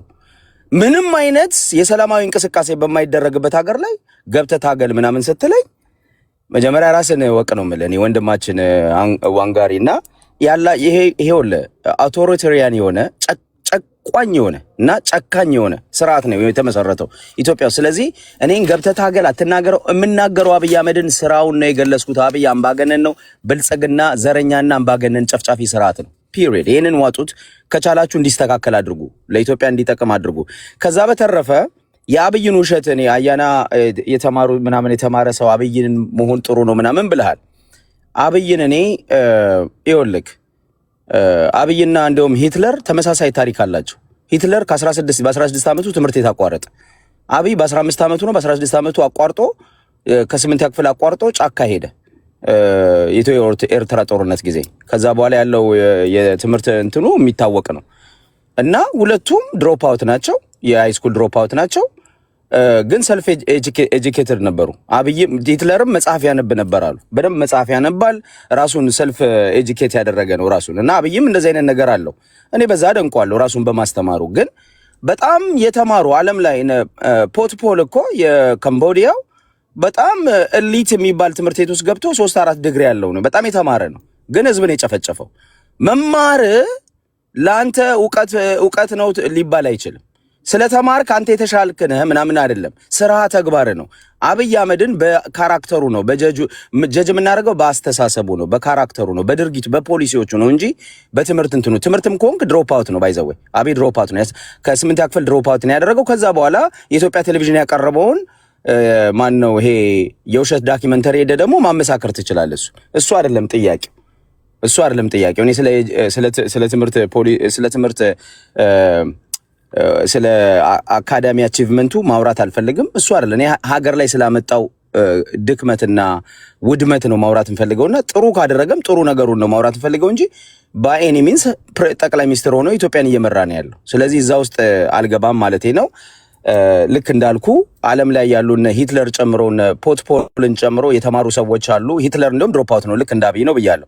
የተማሩ ሰዎች ግን አምባገነን የሆኑ ጄኖሳይድ የፈጸሙ ህዝብ ያጠፉ ብዙዎች አሉ። ስለዚህ መማር ለዚህ ዋስትና አይደለም ማለት ነው። ስለተማርክ ስለሚያውቅ ምናምን አብይም በሆን እኔ አብይን አትሁን ያልኩበት ካራክተር ምንድነው? አብይ ይኸውልህ ኦሮማራ ብሎ ፓርቲ መሰረተ መጣና የኢትዮጵያን ወያኔን አንደርካም ለማድረግ ወያኔን ለመጣል ኦሮማራ የኦሮሞ ፓርቲና የአማራ ፓርቲ ብአዴንና ሆዴድ መጡና ብአዴንን ቁማር በላ ናቸው፣ ከአባይ ማዶ ተሻገረን ቁማር በላ ናቸው ብሎ ስልጣኑን ጠቅልሎ ወስዶ ዘረኝነትን አሰፈነ ማለት ነው። ወያኔን አንደርካም ለማድረግ ከሻቢያ ጋር ተጣምሮ ሻቢያን ከመታ በኋላ ሻቢያን ከሻቢያ ጋር ተጣመረና ህዋትን መታ። ህዋትን ከመታ በኋላ አሁን ይኸው ሻቢያን ከድቶ እየከሰሰ ነው ያለው። ይሄ ሰውዬ የክህደት ባህሪ ነው ያለው። ለማ መገርሳን ወንድሜ ነው ብሎ ወርቅ ከሸለመው በኋላ ለማ መገርሳ የት ነው ያለው ዛሬ? በክህደት ፖለቲካ እንትሪክ ይሄ ሰዎችን ምንድነው በመዋሸትና በማጭበርበር የተካነ ነው አብይ አህመድ። ምናልባት በሀገራችን ሲተረት የኖረው እሾህን በእሾህ የሚለውን ፕሪንሲፕል ተከትሎ ቢሆንስ? የትኛውንም ፕሪንሲፕል ይከተል ቴዲ። ለእኔ አብይ አህመድ የክህደት መለኪያ ነው። እኔ ሀገር የሚመራ ሰው ቅድም ወንድማችን ኤሪ እንደተናገረው ኢንተግሪቲ ያስፈልገዋል። በተወሰነ መንገድ ታማኝ መሆን አለበት። ፖለቲካ እንትሪክ ይኖረዋል። አንተ ሲጀመር ጀምሮ 8 ዓመት ሙሉ በማጭበርበር በመዋሸት ወንድምህን ለማ መገርሳን ዋሽተ አብረው ወያኔን የጣሉትን ለአንተ ድምፅ የሰጡትን ብአዴኖችን ዋሽተ አብሮ ወያኔን የወጋውን ኤርትራን ዋሽተ ክደ እንዴ ሰው የማይከዳው ማንን ነው? እኔ ሚስቱን እንደማይከዳ ምን መተማመኛ የለኝም ባይዘው። ስለዚህ አብይ አህመድ ባህሪው የክህደት ባህሪ ነው። ዛሬም በፓርላማ የተናገረው ክህደቱን ነው ያሳየው። እና ይሄንን እንደ መማሪያ ወይንም ፕራውድሊ እንኳንም የሱ ዕውቀት ኖረኝ እንኳን የሱ ንግግር አለኝ የምትለው አይነት ሰው አይደለም። አብይ የክህደት ማሳያ ቀሱ እንዳለው ምንድነው የሚባለው ብቃት የሌለው ሰው፣ ኢትዮጵያን በጥበብ መምራት ያልቻለ ሰው፣ ኢትዮጵያን በጦርነትና በዘረኝነት ምስቅልቅል ውስጥ ያስገባ መሪ ተብሎ የሚጠራ እንጂ ፕራውድሊ አብይን በመሆኔ አብይን በመምሰሌ ምናምን አለ። ማጭበርበር ዕውቀት አይደል። ኤቭሪዴ አንድ ቀን ልታጭበረበር ትችላለህ። ፖለቲካ ሁለቴ ልታጭበረበር ትችላለህ ጀስት ሰርቫይቭ። ግን ማጭበርበርና መካድ ያንተ የአመራር ፖሊሲ ከሆነ በቃ ችግር አለብህ ማለት ነው። እንደዚህ አይነት ሰው ደግሞ ወደ ስልጣን ሲመጣ ሀገር እንደዚህ አይነት ሰው ሀገር እየመራ ከሆነ ሀገር ሲቪል ዋርም ውስጥም ትገባለች። ባይዘው የነ ሂትለርም ነገር እንደዚህ ነው የሚያሳየው። አንብበው ታሪካቸውን ተመሳሳይ ነውና ስለዚህ በአብይ ያስተሳሰብ ደረጃ በአብይ አመለካከት ደረጃ ምክንያት ኢትዮጵያ አሁን የገባንበት ውስጥ ገብተናል ማለት ነው። ስለዚህ ዋናው ነገር ስለተማረ ስላልተማረ መጽሐፍ ስለጻፈ ስላልጻፈ አንድ ወንድማችን ብሏል። አንድ ፕሬዚደንት አንድ ጠቅላይ ሚኒስትር ምን ሰዓት አግኝቶ ነው 4 መጽሐፍ የሚጽፈው? ዳንኤል ክብረትም ይጻፍለት፣ እኛ ምን አገባን? መጽሐፍ ስለጻፈ ደግሞ እውቀት አይደለም። እውቀትን የምለው የኢትዮጵያን ህዝብ ማግባባት ከቻለ፣ ኢኮኖሚ ፖሊሲው መቀየር ከቻለ፣ ህዝቡ በልቶ እንዲያድርግ ማድረግ ከቻለ፣ ሰላምና ጸጥታ ማስፈን ከቻለ ገብቷል። የሀገር ዳር ድንበር እኮ ብሎ ቢነሳ አብይ ከኤርትራ ጋር ጦርነት እንግባ ብሎ ቢነሳ እንኳን አትሊስት ያ ሴንስ የሚያደርገው ኢትዮጵያ ህዝብ አብሮት ሊቆመው የሚችለው አዲስ አበባ ላይ እየጠራረክ ዳር እየጣልክ አማራን እየገደልክ ኦሮሞን እየገደልክ ትግሬን እየገደልክ ደግሞ ቀይ ባህር ላመጣላችሁ ነው ስትል ጨዋታ ነው። መጀመሪያ እኔ አዲስ አበባ ውስጥ ለእኔ ቀይ ባህር አዲስ አበባ ላይ መኖሪያ ለመኖሬ ነው። ገብቷል። ስለዚህ ለእኔ ቀይ ባህሬ ለአማራ ህዝብ አዲስ አበባ አትገባ የሚባል የአማራ ህዝብ ስለ ቀይ ባህር ምን አገባው? እኔ እንደዛ ነው። አመሰግናለሁ። ግን አንድ አጭር ጥያቄ። አሁን ለምሳሌ አንተ 4 ኪሎ ስትገባ የባህር በር ያስፈልጋል ብለህ ታስባለህ? የባህር በር ኢትዮጵያ ያስፈልጋታል አያስፈልግም አይደለም ያልኩት። እኔ ግን ገባ እንዴት ነው የምታመጣው? በኔጎሽዬሽን በጦርነትም ልታመጣው ትችላለህ። ባይ ዘ ወይ ቴዲ ከጦርነት ውጭ ትላለህ። ዓለም ላይ ያሉ ነገር አንተ የምታመጣበት መንገድ ነገር እኔ ወይ በጦርነት ወይ እኔ ሞስት ላይክሊ እኔ በሆን በሰላም ለማምጣት ነው የምሞክረው። ግን በጦርነት ነው በሰላም ሰጥቶ በመቀበል ከኤርትራ ጋር ሰጥተ በመቀበል ምን ሰጣለህ? ምን ትቀበላለህ? ምን ሰጣቸዋለህ? እንግዲህ ይሄ ፖለቲካል ኔጎሽዬሽን ነው። ኤርትራውያኖች ምን ይፈልጋሉ? ቁጭ ብለህ ማውራት ይጠይቃል። ገብቷል። አብይ ነው ያወራው። ለምሳሌ ጠቅላይ ሚኒስትሩ አየር መንገድ ሼር ሆልደር ሁኑ፣ ቴሌ ውሰዱ፣ አባይ ግድብ ግንባታ ሃይድሮ ኤሌክትሪክ ፓወር እያመነጨ ነው፣ ከዛ ትርፍ ተጋሪ ሁኑ፣ ላንድ ስዋፕ ለመሬት ፈርታይል የሆነ መሬት የላችሁም እኛ እንስጣችሁ። እነዚህን ኦፕሽኖች አቀረበ። አሁን አንተ ስትከራከር ወይም ስትነቅፍ እኔ በሆን እንዲህ ያለ ኦፕሽን ነው የምሰጠው፣ በዚህ ይሽላሉ ማለት መቻል አለብህ። ካልሆነ ለምን ይሄ ሁሉ ኦፕሽን ሰጥቷቸው ለምን ኤርትራውያኖች እምቢ ካሉ ካልከኝ የአብይን አህመድ የክህደት ፖለቲካ ተረድተው በጣም ነውረኛ መሆኑን ተረድተው እኔ አሁን ከአብይ አህመድ ኢሳያስ አፈወርቂን አልደግፈውም። ኢሳያስ አፈወርቂ ግን የታመነ ሰው ነው ከአብይ አህመድ ለመሰለ ታሪኩን ማየት ትችላለህ። ኢሳያስ አፈወርቂ በክህደት አይታወቅም። እንደውም የኔ ጥያቄ አዲስ እኔ ብሆን አብይ ይሄን የሰጣቸው ይሄን ካልተቀበሉ ይሄን አደርጋለሁ በል ንገረኝ እስኪ። ምንድነው የምሰጣቸው? እንዴት ነው የምትቀበለው? እንዴ ይኸውልህ ምንድነው የምሰጣቸው? ምንድነው የምትቀበለው? ኤርትራ መጀመሪያ እሱን ለመስጠት እኮ እኔ መጀመሪያ የምሰጠውን ማወቅ አለብኝ። ሁለተኛ እንዴ ለምሳሌ አብሮ የመስራት እኛ ለምሳሌ የአባይ ግድብ ኤርትራ ውስጥ መብራት የለም። we can give them electricity። አዳምጠኝ። አብይ ተለይ ታዲያ ምን ሰጠህ? አብይም እኮ እሱን እያለ ነው እኮ ነው we can give them አላመኑማ። trusted there is no trust that's the problem። አብይን ያልተቀበሉበት ምክንያት ኤርትራኖች አብይ ላይ ትረስት የላቸውም። they saw him። አንተን እንዴት ነው እንዲያምኑ የምታደርገው? እኔማ በመጀመሪያ ሀገር መሪ ሲሆን የአብይን ካራክተር ሳይሆን በተቃራኒው ታማኝነትን በመፍጠር ህዝቤን በማገልገል ከጎረቤት ሀገሮችና ከዓለም ጋር ያለኝ ግንኙነት በእውነትና በታማኝነት መሰረት ላይ ልመልሳ። አጭር ጥያቄ ከዛ ወደ ሌሎቹ መሄድ ስላለብኝ ነው። ለምሳሌ ህዝቡ አንተን ሊመርጥ ነው። ለኦፕሽን ቁጭ ብለሃል። አብይ እንዲሞከረ አይሆንም አልክ፣ ተቸ። አንተ በአብይ ቦታ ብትሆን የባህር በር ግዴታ እንደሆነ አምናሃል። እዚህ ጋር እነ ማይኮ አሉልህ፣ እነ ኤሪያ አሉልህ፣ እነ ዘመን አሉልህ።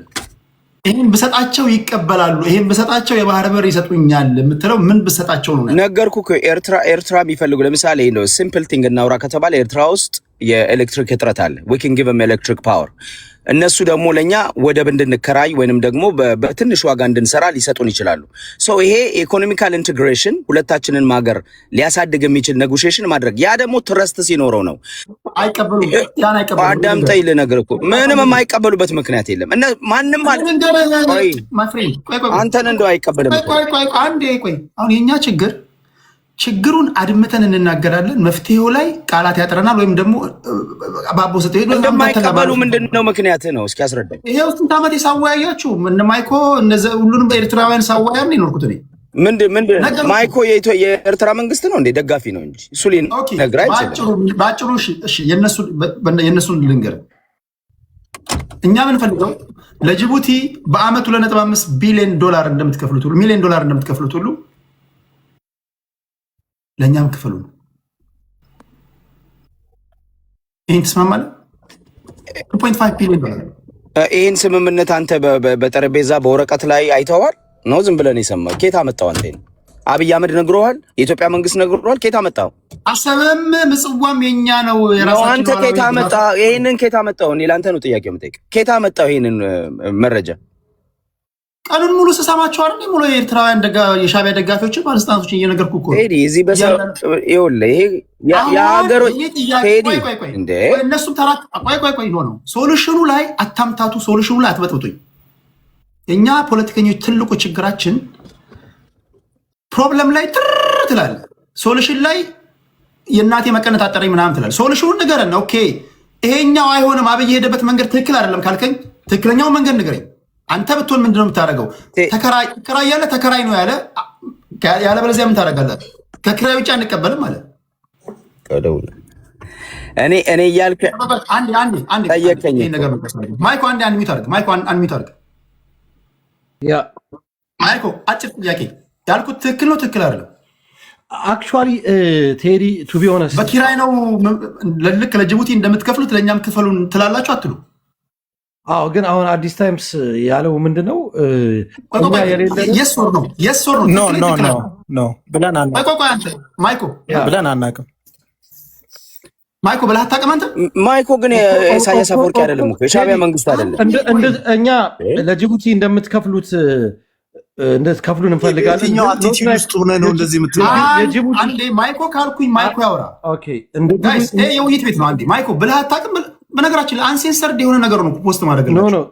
ቴዲ እዚህ ጋር ጠቅላላ በእናንተ ጉዳይ ላይ ከነቀኑ ከነባንዲራችሁ ውይይቶቻችሁን ሄዳችሁ ማድመጥ ትችላላችሁ። ዩቲዩብ ላይ አውጥቼ ላስገብ ትችላለህ። ብለህ ታውቃለህ ብላችሁ ቴዲ ክሊርሊ እኔ ብዬ የማውቀው ምንድን ነው ኢትዮጵያ 7 ዓመት ሙሉ ምንም ሳትጠቀም ኖራለች። አሁን ግን ቢያንስ እንደ ጅቡቲ ያህል እንኳ ባትከፍልን አሰብና ምጽዋ የኤርትራ ሉዓላዊ ወደቦች እንደመሆናቸው እውቅና ሰጥተውን ፌር የሆነ ገንዘብ ግን እንዲከፍሉን እንፈልጋለን ብያለሁ። ኪራይ ነው በቃ ባጭሩ ኪራይ ነው። እንደ ኪራይ ሉዓላዊ ሀገር ነን አይደለም? 100% በቃ አለቀ ገደለው። አሁን ይሄ እኔ ሀሳቤን ላጠቃልል። አንዴ ወደ አንተ ነው መጣው። ለጅቡቲ እንደምትከፍለው ለእኛ ክፈለን ይላል። ለጅቡቲ ሸቀጥ ለማስጣት እንደውም ይነግሩሃል እዚህ ጋር ኔቪህን ወይም ደግሞ ባህር ኃይልህን ጦርን እንድታሰፍር አንፈልግም፣ ሸቀጥ ነው የምታስገባ ታስወጣለን ነው። ከዚህ ውጭ የትኛውም ኤርትራዊ ባህር ኃይልን ያሰፍራለሁ ብትላቸው እሺ የሚል የለም። አሁን ይሄ ከሆነ ከነሱ በኩል ቢቀርብልህ አንተ 4 ኪሎ ስትገባ ወይም ደግሞ አንተ የምትደግፈው ኃይል 4 ኪሎ ከገባ ይሄን ጉዳይ እንዴት ነው የምታስታርቀው?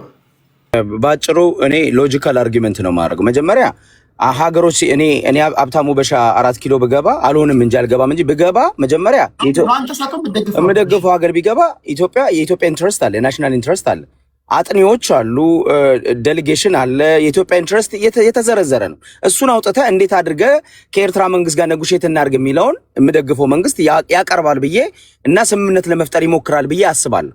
አየህ፣ ይሄ ነው መሆን ያለበት። እኔ ግን ለአንተ የምመልሰው እንዴት መሰለህ ቴዲ፣ አሁን አንተ ኬታ መጣው እነ ማይኮ አሉ የሚለው አይ ልጨርስ እንዴ ለመሰለህ ጋይስ ከናይ ፊኒሽ ችግሩን ሀሳቤን ልጨርስ። ከአስከፈት እናገራላችሁ። ችግሩን እኮ ሀሳቤን ልጨርስ። ቆይ ችግሩን ለመናገር የደከምከውን ያህል ለመፍትሄው ለምንድን ነው ማታገላ? መፍትሄውን እያወራሁ እኮ ነው። አቋረጥከኝ። ይኸውልህ አይ ገና ስንገባ አገላብጠን ታሪካዊ ሂደቱን ሰነድ ምናምን ዶክመንት ላይ ኖ እንዴ ናሽናል ኢንትረስት እኮ የተዘረዘረ ሀሳብ አለው። ዝም ብሎ አይደለም ቴዲ። አንተ you know this የጋዜጠኛ ነህ፣ በደምብ ታውቃለህ። ናሽናል ኢንተረስት አንድ ቁንጽል ነገር አለ። የምትሰጠው ነገር ምን ልንሰጥ እንችላለን፣ ምን ልንቀበል እንችላለን፣ ይሄ ያዋጣናል፣ ይሄ አይዋጣንም እኮ ይሄ የአድሚኒስትሬሽን ስራ ነው። ቁጭ ብለህ ዘርዝረህ በዘርዘር ቆይ ልጨርስ ሀሳቤን 30 ሰከንድ ቴንክ ዩ ባንዴ ከሰጠኝ እና ቴዲ ስህተቱ የሚሆነው ምንድነው? ማይክን ሰሚ አሁን አንተ መጠየቅ ያለብህ ከኤርትራ ጋራ የአብይ አህመድ ስምምነት ምንድን ነበረ? ተስማምቷል። ከዚህ በፊት ሄዶ መንገድ ሁሉ አስጀምሯል አይደለም? መንገድ የተሰራ መንገድ ነበረ። አሰብ እንጠቀማለን ብሎ ተነግሮናል። ያ ስምምነት ለኢትዮጵያ ዲስፕሌይ ይሁን ለኢትዮጵያ ሕዝብ ግልጽ ይሁን ብለህ መጠየቅ ነው ያለብህ። ያንን ሳትሰማ ግን ስምምነታቸው በምን ላይ እንደሆነ ሳናቅ የኢትዮጵያ ሕዝብ ተደብቆ ሁሉ የኢትዮጵያም የኤርትራም ሕዝብ የተደበቀ እንደው የኤርትራም ሕዝብ እነ ማይኮ የኤርትራን ካወቁ አላውቅም፣ ግን ስምምነታቸው ተደብቆ ባለበት ሁኔታ አንተ ማይኮ እንዲህ ብለዋል የምትለው ነገር አያስኬድም። ቴንክ ዩ ፕሊዝ። አሁን አንሚት አድርጋ እንዳታወራ ወደ ሌሎች መሄድ አለብኝ። ታችሁ እንኳን አይደነቃቀፍም። በቃ ችግር ለመተንተን በዚህ ገብቶ እንትን ነው ያልሆነ ነገር ነው። ኦኬ ያልሆነ ነገር ነው፣ ልክ ነህ። የሆነው ነገር ወይም ደግሞ መሆን የነበረበት ነገር ምን ነበር? በዛም እኮ መዘጋጀት አለብን። እና ህዝቡ ታዲያ ምንን አይቶ ነው የሚመርጠው?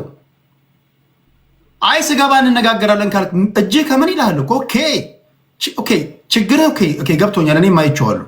እሺ አንተስ ብትሆን መቀመጫ ላይ ስትቀመጥ ምንድነው የምታደርገው? ከመግባትህ በፊት ነው ይህን እኮ ለኢትዮጵያ ህዝብ መናገር ያለብን። ኢንፋክት ከገዢው ፓርቲ አንተ ልዩነት መሆን ያለበት በመፍትሄ ዙሪያ ላይ ነው። የስራ አጥ ቁጥር ከሆነ እንዴት ነው የምትቀርፈው? ቤት ፈረሰ፣ እንዴት ነው አለማፍረስ የምትችለው? ኮሪደር ልማት ተሰራ፣ አንተ ብትሆን ምንድነው የምታደርገው? የባህር በር እያለ ነው። ኦኬ አንተ ብትሆን እንዴት ነው የምታመጣው? እንዴ ከጠዋት እስከ ማታ ችግር እየተነተነ እንዴት ነው? ህዝቡም ይሰለቻል። መፍትሄ መስማት ይፈልጋል ሰው። መፍትሄ ላይ አምታታው በከተማ የሚባል ነገር የለም። አይ ነው ይገባኛል። አይ ነው እሱን 4 ኪሎ ስንገባ እንነጋገራለን። አትገባም፣ እዚሁ እያለ ትናገራለህ። አሳምንህን ትገባለህ እንጂ አድበስብሰን ምናምን እንዴት ይሆናል? ፖለቲከኞች እስከሆኑ ድረስ እኮ ማውራት አለብን አይደል ጋይስ? እሺ ከዛ አኳያ ነው እኔ መስማት ስለምፈልግ ነው እንዴ ለእውቀት እንዲጠቅመኝ ህዝቡ ምን መስማት ስላለበት። ኦኬ እኛ የሰማነው የብልጽግናን መንገድ ነው። አሁን የአብይን የፓርላማ ውሎ ሰማን። ኦኬ የሰማሁት ምንድን ነው? የሰማችሁት ምንድን ነው? ሃይድሮ ኤሌክትሪክ ፓወር ማመንጨት ችለናል። ኢንከም ጀነሬት ማድረግ እንችላለን።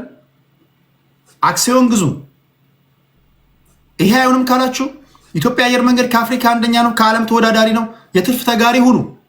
አልፈልግም ካላችሁ ኢትዮ ቴሌ ያለላችሁ ከ7 ሚሊዮን በላይ ሰብስክራይበር ያለው ነው።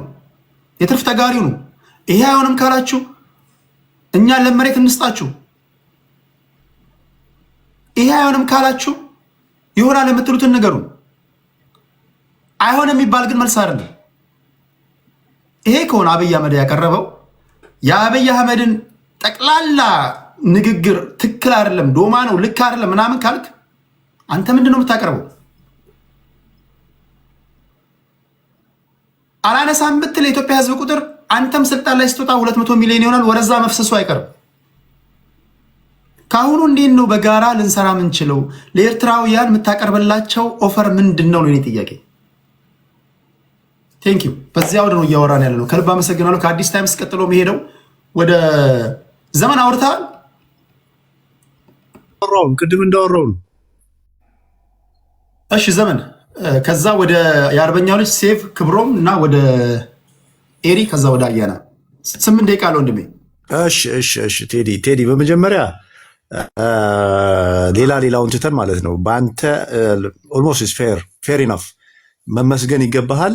በእርግጥ እና አንዳንድ የብልጽግና ካድሬዎች ቅድም ሲያላግጡ ነበረ።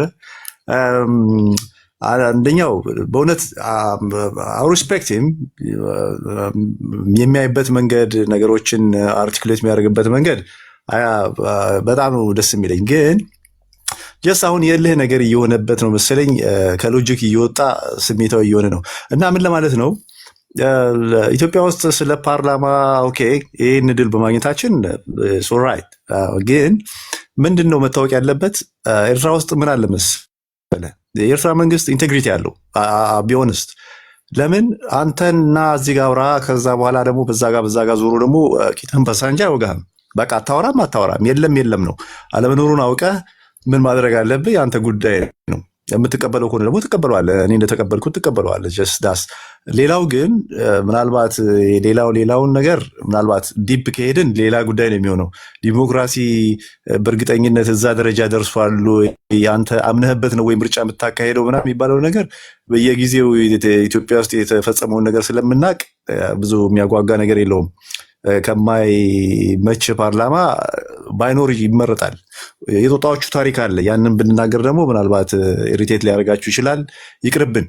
ግን ምንድነው ቴዲ ስሜታዊ የሆንክ ይመስለኛል። በዚህ በተለይ በአሰብ ጉዳይ እናመጣዋለን አናመጣውም፣ ኢንተረስት ነው ኢንተረስት አይደለም፣ ያ አይደለም። ሲጀመር አብይ አህመድ ሲጀመር ከመጀመሪያው የሄደበት መንገድ እሱ ነው። እኛም ልክ እንደ ጅቡቲ መክፈል ካለብን እንደ ጅቡቲ ከፍለ ውሰድ፣ በስሜት የሚነገር ነገር ነው እንጂ መንግስት እንደዛ አይልም። ታስታውሱ እንደሆነ ሰነዱ አለ የለም አላቅም፣ እንደ ጋዜጠኛ ሊኖርህ ይችላል። በ1991 በብር ነው ተጠቀመው የተባለው፣ በብር በዶላር ሳይሆን በብር። ወያኔ ምን እንዳደረገ ደግሞ ታውቃለህ።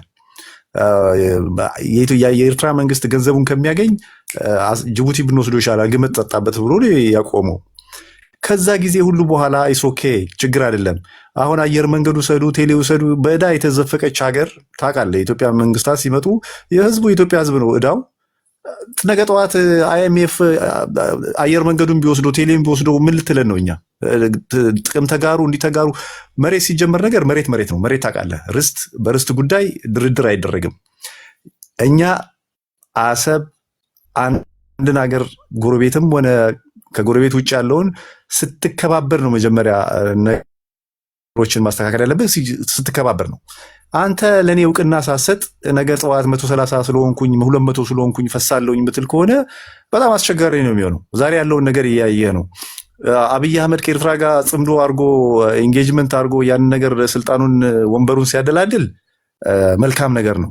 ፋኖ ዛሬ መጥቶ ከኤርትራ ጋር ወዳጅነት ሲመሰረት ግን ባንዳነት ነው፣ አስወጊነት ነው፣ ብዙ ነገር ስም ይሰጠዋል። ያ መሆነ የለበትም ብዬ አምናለሁ። እኔ ለምን በአንተ እምነት አጭር ጥያቄ፣ የባህር በር ወይም ደግሞ የቀይ ባህር ጉዳይ ኢትዮጵያ ህዝብ እየጠየቀ ከሆነ መንግስት እየጠየቀ ከሆነ ሊያገኝ የሚችለው በየትኛው መንገድ? በጣም ጥሩ ጥያቄ ይጠይቀው። አንደኛ ነገር አብሮ ማደግ ነው። አብሮ ማደግ ሲባል እኛም ከመጀመሪያው እኮ ነሐባር ዕቤት ሲል ነበር። ነሐባር ዕቤት ማለት ነው አብሮ ለማደግ አብረን ለመበልጸግ መስራት ያለብን። የኤርትራ መንግስት አፉ ደም እስኪወጣ ነው ይህን ነገር የሚደጋግመው። ግን እንዴት ነው የምትደጋገመው? ተከባብረህ መጀመሪያ አንተ ቤትህን አጥርህን አክብረህልኝ፣ እኔም ቤቴን አጥሬን አክብሬልህ። ለምን በዓለም ህግ ውስጥ ነው ያለ ነው። ገብቷል? የአፍሪካ አገሮች ሲመሰረቱ መሰረት አላቸው፣ ታሪክ አላቸው፣ አመጣጥ አላቸው። የአክሱም ስልጣኔ የድሮ እሱን ቶ ከ1901 ከ1900 ጀምሮ ኢትዮጵያ ከዛ በፊት ካርታ ነበራት እንዴ? ካርታዋን ታውቃለች እንዴ? አታውቅም እኮ። ገብቶኛል እኮ። ከዚህ በኋላ አልገባብም። እኔ እኮ እንትን ስለሚልብኝ ነው ብዙ ነገር ስለምዳስሱ ጥያቄን ታድበሰብስቷላችሁ። አሁን ወደ ገደለውን አለኝና ክብሩ እንዳለ ነው። በደንብ ስማኝ። ሪኮግኒሽኑ እንዳለ ነው። ኢንፋክት እኮ አብይ እኮ ሲመጣ እኮ ተገልላችሁ ነበር። ከዓለም አቀፍ ማህበረሰብ መለስ ዜናዊ ወይም ደግሞ የኢህአዴግ መንግስት ያስጣለባችሁን ማዕቀብ ሁሉ ሳንክሽኖች ሁሉ እንዲነሳ አድርጓል አይደል? እንዲደርሰው ማለት ልክ ነው። ቴንክ ዩ። ክብሩ እንዳለ ነው። እውቅናው እንዳለ ነው። ሁሉ ነገር የሚጎልባችሁ ነገር የለም። አሁን ጥያቄያችን የባህር በር ከሆነ እንዴት ነው ልናገኝ የምንችለው? ይህም ብቻ ነገር ነው። የባህር በር ተወደደም ተጠላም ኢትዮጵያ የባህር በር ያስፈልጋታል። ተጠቃሚነት ነው እንጂ ዋንነት አይደለም። የግሌ ነው እፈልጋለሁ ከዚህ ጋር መሬት ቆርሰ ስጠኝ ካልክ ሌላ ጉዳይ ነው የሚሆነው። የርስት የትም ሀገር መሬት ተቆርሶ አይሰጥም። በምንም ጥቅም ቴሌም በለው አየር መንገድም በለው ኤሌክትሪክም በለው እኛ ጋሽባር ካለን በቂ መሬት አላት። ኤርትራ በቂ መሬት አላት፣ እህል የምታመርትበት መሬት የምንፈልገው ነገር የለም። ግን የጥቅም ጉዳይ ከሆነ የኢትዮጵያ ህዝብ የባህር ወደብ ማግኘት አለበት፣ መጠቀም አለበት 100%። ማንም there is no doubt በዚህ ጉዳይ። ግን የባህር ኃይሌን ላስፍርበት በስሜ ስጠኝ የባህር ኃይላችንን እናስፈር ብንል ለምሳሌ በሊዝም ስጡን በ50 ዓመትም በ60 ዓመትም በማንኛውም ቁጥር ግን እዛ ጋር ኔቪ ኃይላችን ምክንያቱም ያለ ማስተላለፍ እየተቀየረ ነው። የባህር በር እንደምታውቀው ሸቀጥ ለማስገባት ለማስወጣት አይደለም። ልክ እንደኛም የባህር ጋር መጠጋት አለብን፣ ኔቪያችንን እዛ ጋር ማስፈር አለብን ብንል ትፈቅዳላችሁ? ለምንድን ነው አንተ ባህር ኃይል ማስፈር የፈለከው? ለምንድን ነው? ቢኮዝ የሴኩሪቲ ትሬት አለብን እኮ። ይሄ እኮ ወታደራዊ ደህንነት ሳውዲ አረቢያ ሄደው የፈረሙት እኮ አንዱ ስምምነት እኮ ፓይሬቶች አሉ። ቴዲዬ እዚህ ጋር አድል ስጠኝ፣ አዳምጠኝ። አንድ ነገር ጥያቄ እኮ መሰለኝ አሁን እናንተን እኮ አይደለም እንዴ የናሽናል ሴኩሪቲ ኢሹ አለብን እንደ ሀገር፣ ውሃ ጋር መጠጋት አለብን። ትፈቅዳላችሁ? አፈቅዱ። እየሰማሁ ነው፣ ይገባኛል። ያ ግን እንትን አታርጓ፣ አንድና ሁለት አታርገው። ትፈቅዳለህ? አትፈቅድም? ይሄ እኮ ኃይል ነው የሚሆነው። በኃይል የሚሆን ነገር በጥያቄ መልክ ነው የምጠይቅ እንጂ በኃይል እኮ። እንግባባ። አገሮች ኒጎሽት ያደርጋሉ። ኒጎሽሽን ማለት ምን ማለት ነው? ወታደራዊ ደህንነታችን ለጋራ ወታደራዊ ደህንነት አንዱ መስፈርት አንዱ ነጥብ የነበረው እኮ ከሳውዲ አረቢያ ሄደው ሲፈራረሙ እኮ ወታደራዊ የጋራ ደህንነት ነው። ያ ማለት ምን ማለት ነው? በጊዜ ሂደት አንተ አንድ አቀራረብህ እንዳመጣጥህ ነገሮች በሂደት እየተቀየሩ ይሄዳሉ። መጨረሻ ላይ የጋራ ወታደራዊ ደህንነት ከሆነ ምንድን ነው የጋራ ወታደራዊ ደህንነት ማለት? ምናልባት ባህር ኃይልን ወታደራዊ የተወሰነ አማውንት ኦፍ ወታደሮች ልከህ አንድ ላይ መሰልጠን ሊሆን ይችላል፣ አንድ ላይ ልምምድ ሊሆን ይችላል። ብዙ ነገሮች አሉ ማድረግ የሚደረግበት መንገድ። ግን እኔ ቤዚክሊ የአብይ አህመድ አመጣጥ የእሱ ጥያቄ ነው ብዬ ራሱ አላምንም። እርግጠኛ ነኝ የእሱ ጥያቄ አይደለም። ከብዙ ስትራቴጂ እነዚህ የአካባቢው ፖለቲካ ተንታኞች እንደሚናገሩት የአረብ ኤሜሬቶች ጣጣ አለበት፣ ሌላ የውጭ ኃይል ዕዳ አለበት። አብይ አህመድ ለኢትዮጵያ ሕዝብ ጥቅምና ለኢትዮጵያ እንዳልከው የሴኩሪቲ ደህንነት ከሆነ ግን ሲጀመር አገሮች በጋራ ዛሬ እኮ ሻዕቢያ እኮ ግብፅ እየሄደ እኮ ነው፣ ሳውዲ አረቢያ እየሄደ እኮ ነው። የባህሩ አካባቢ ያለን ሀገሮች በጋራ የባህሩን ደህንነት እንጠብቅ እያለ እኮ ነው። ኢትዮጵያ በዛ መሀል የማትገባበት ምን ምክንያት አለ? በጊዜ ሂደት ነው የምልህ። በስምምነት በኢንቴግሪቲ ቢኖረው፣ በክህደት በኃይል በእብሪት ግን እመነኝ 200 ሚሊዮን አይደለም 500 ሚሊዮን ብትሆንም ምንም የምታመጣው ነገር የለም። ጦርነት ነው እስክናልቅ አንድ ሰው ሲቀርት ትዋጋለህ፣ የርስት ጉዳይ ስለሆነ ግን አንተ እንደምትጠየቀው ጥያቄ አሁን በቃ ትንፈራይ ትንፈር ጤሊያ የሚባል ነገር አለ በትግርኛ። የትም ፍጪው ዱቄቱን አምጪው አይነት ነገር ማድረግ የለብህም። እንዴት ነው የምንግባባው? እንዴት ነው ጠረጴዛ ላይ ቁጭ የምንለው? በምን ዙሪያ ነው የምንወያየው? ሌላ ነገር ነው። ግን እኔ መሬት ስላለኝ አባይ ስለገደብኩኝ ቴሌ እንደዚህ ስለሆነ እንደዛ የሚባል ነገር የለም። ቴሌ ጊዜያዊ ነገር ነው። አየር መንገዱ ነገ ጠዋት ብን ብሎ ቢጠፋ ምንድነው ጋረንቲው? እስከ መቼ ድረስ ነው የሚጠቀመው? አንተ ይሄ የዘላለማዊ ርስት ነው፣ ዘላለማዊ ርስት ነው። ያንን አንስቼ ሰጥቼ ከዛ በኋላ ትላንት ነገ ጠዋት መጥተህ ቴሌ ከሰረ እኮ አየር መንገድ ከሰረ ብትለኝ ምንድን ነው የምልህ? ምንም ነገር የለም። ግድቡ እንዲሆነ ውሃው ቢደርቅስ ምንድን ነው? እኛ ውስጥ ነው አሰብ ቢደርቅስ የምን ውሃ ነው የሚደርቀው? ቀይ ባህር ቢደርቅስ? እሺ አሁን ለምሳሌ አንተ ያመጣው ባንተ የማይሆን ነገር ነው የሚናገረው። አየር መንገዱ ሎጂክ ነው የምናገር። ሰው ሰራሽ ነገር ነው፣ ተፈጥሮ አይደለም። አባይ ይደርቃል እንዴ? አባይ ይደርቅ ብለት ኢትዮጵያ አየር መንገድ የአፍሪካ ዋልታ ነው። ገባ አይደለም? ሊሆን የማይችል ነገር ነው። ነገስ ትላንትናና ዛሬ ራሱ እኩል አይደለም አየር መንገዱ። ነገ ጠዋት ምን እንደሚሆን ምን የምታውቀው ጋራንቲ አለ? ህዳሴ ግድብ ግንባታ አለን። ሃይድሮኤሌክትሪክ ፓወር ኢንከም ጀነሬት ያደርጋል። የትርፍ ተጋሪ ትሆናለህ። ነገ ጠዋት ግድቡ ተደፈነ እንትን ገባበት ምን ገባበት ቢባልስ ምን ጋራንቲ? በዛም ደግሞ ቴሌን ደግሞ ትርፍ ተጋሪ ነው። 7 ሚሊዮን ሰብስክራይበር አለው። የትርፍ ተጋሪ ትሆናለህ። ቴዲ ምን እያልኩ መሰለህ? ይሄ በሰው ሰራሽ ነገር ተፈጥሮ አይቀየርም። ሶሪ ሰው ሰራሽ ነገር ሰው ጄኔሬት የሚያደርገው ነገር አንተ ኢንካም ጄኔሬት ታደርግበታለህ። አየር መንገዱ በጣም ትልቅ ዝና አለው፣ ስም አለው፣ አውቃለሁ። የአፍሪካ ኩራት ነው፣ ብዙ ነገር አለው። ከኃይለ ሥላሴ ጊዜ ወደ ደርግ፣ ከደርግ በኢህአዴግ፣ ከኢህአዴግ ዛሬ ያለው የኢትዮጵያ አየር መንገድ ስም እኔ ላንተ አልነግርህም። ነገ ጠዋት ደግሞ እንደሚመጣ እኛ አናውቅም። ኢትዮጵያ የሚባለው ራሱ አሁን እኮ አብይ አህመድ ምን እያደረጉ ነው? ትግራይና አማራ ኢትዮጵያዊነታቸው ላይ ጥያቄ ካነሱ በጣም ትልቅ ጥያቄ ነው። አንተ ራሱ አሁን በጣም ደስ ይለኛል ማለት ስሜት በአጠቃላይ ለሀገር ያለ ፍቅር ኢንተረስቱ የምትታገለው ትግል ደስ ይለኛል። ግን አሁን ባለው አስተዳደር በዚህ አካሄድ ነገ ጠዋት ምን ያህል እርግጠኛ ነህ አንተ እቺ ሀገር 2-3 ቦታ ላለመቆረሷ? በዚህ አካሄዱ ምን ያህል እርግጠኛ ነህ? ኤርትራ ለሁለት ላለመከፈሏ ምን ያህል እርግጠኛ ነህ? ኦኬ በጣም ጥሩ። አካሄዱን እኮ ነው የምታየው። የመንግስት አቋቋም፣ የመንግስት አስተዳደር፣ የመንግስት አካሄድ በእውነት ሀገሪቱን ለሁለት የሚከፍል ነው። ለትውልድ አስቦ የሚሰራ መንግስት ነው የኤርትራ መንግስት። ለትውልድ ለዛሬ እሱ አሁን የምናሾፍበት በነጠላ ጫማ ሄደ እንደዚህ ሆነ አድሃሎ ተቀርቅሮ ብቻውን እንዲሆኑ ለትውልድ ነው የሚሰራው። መሬት ላይ ነው የሚሰራው ስራውን።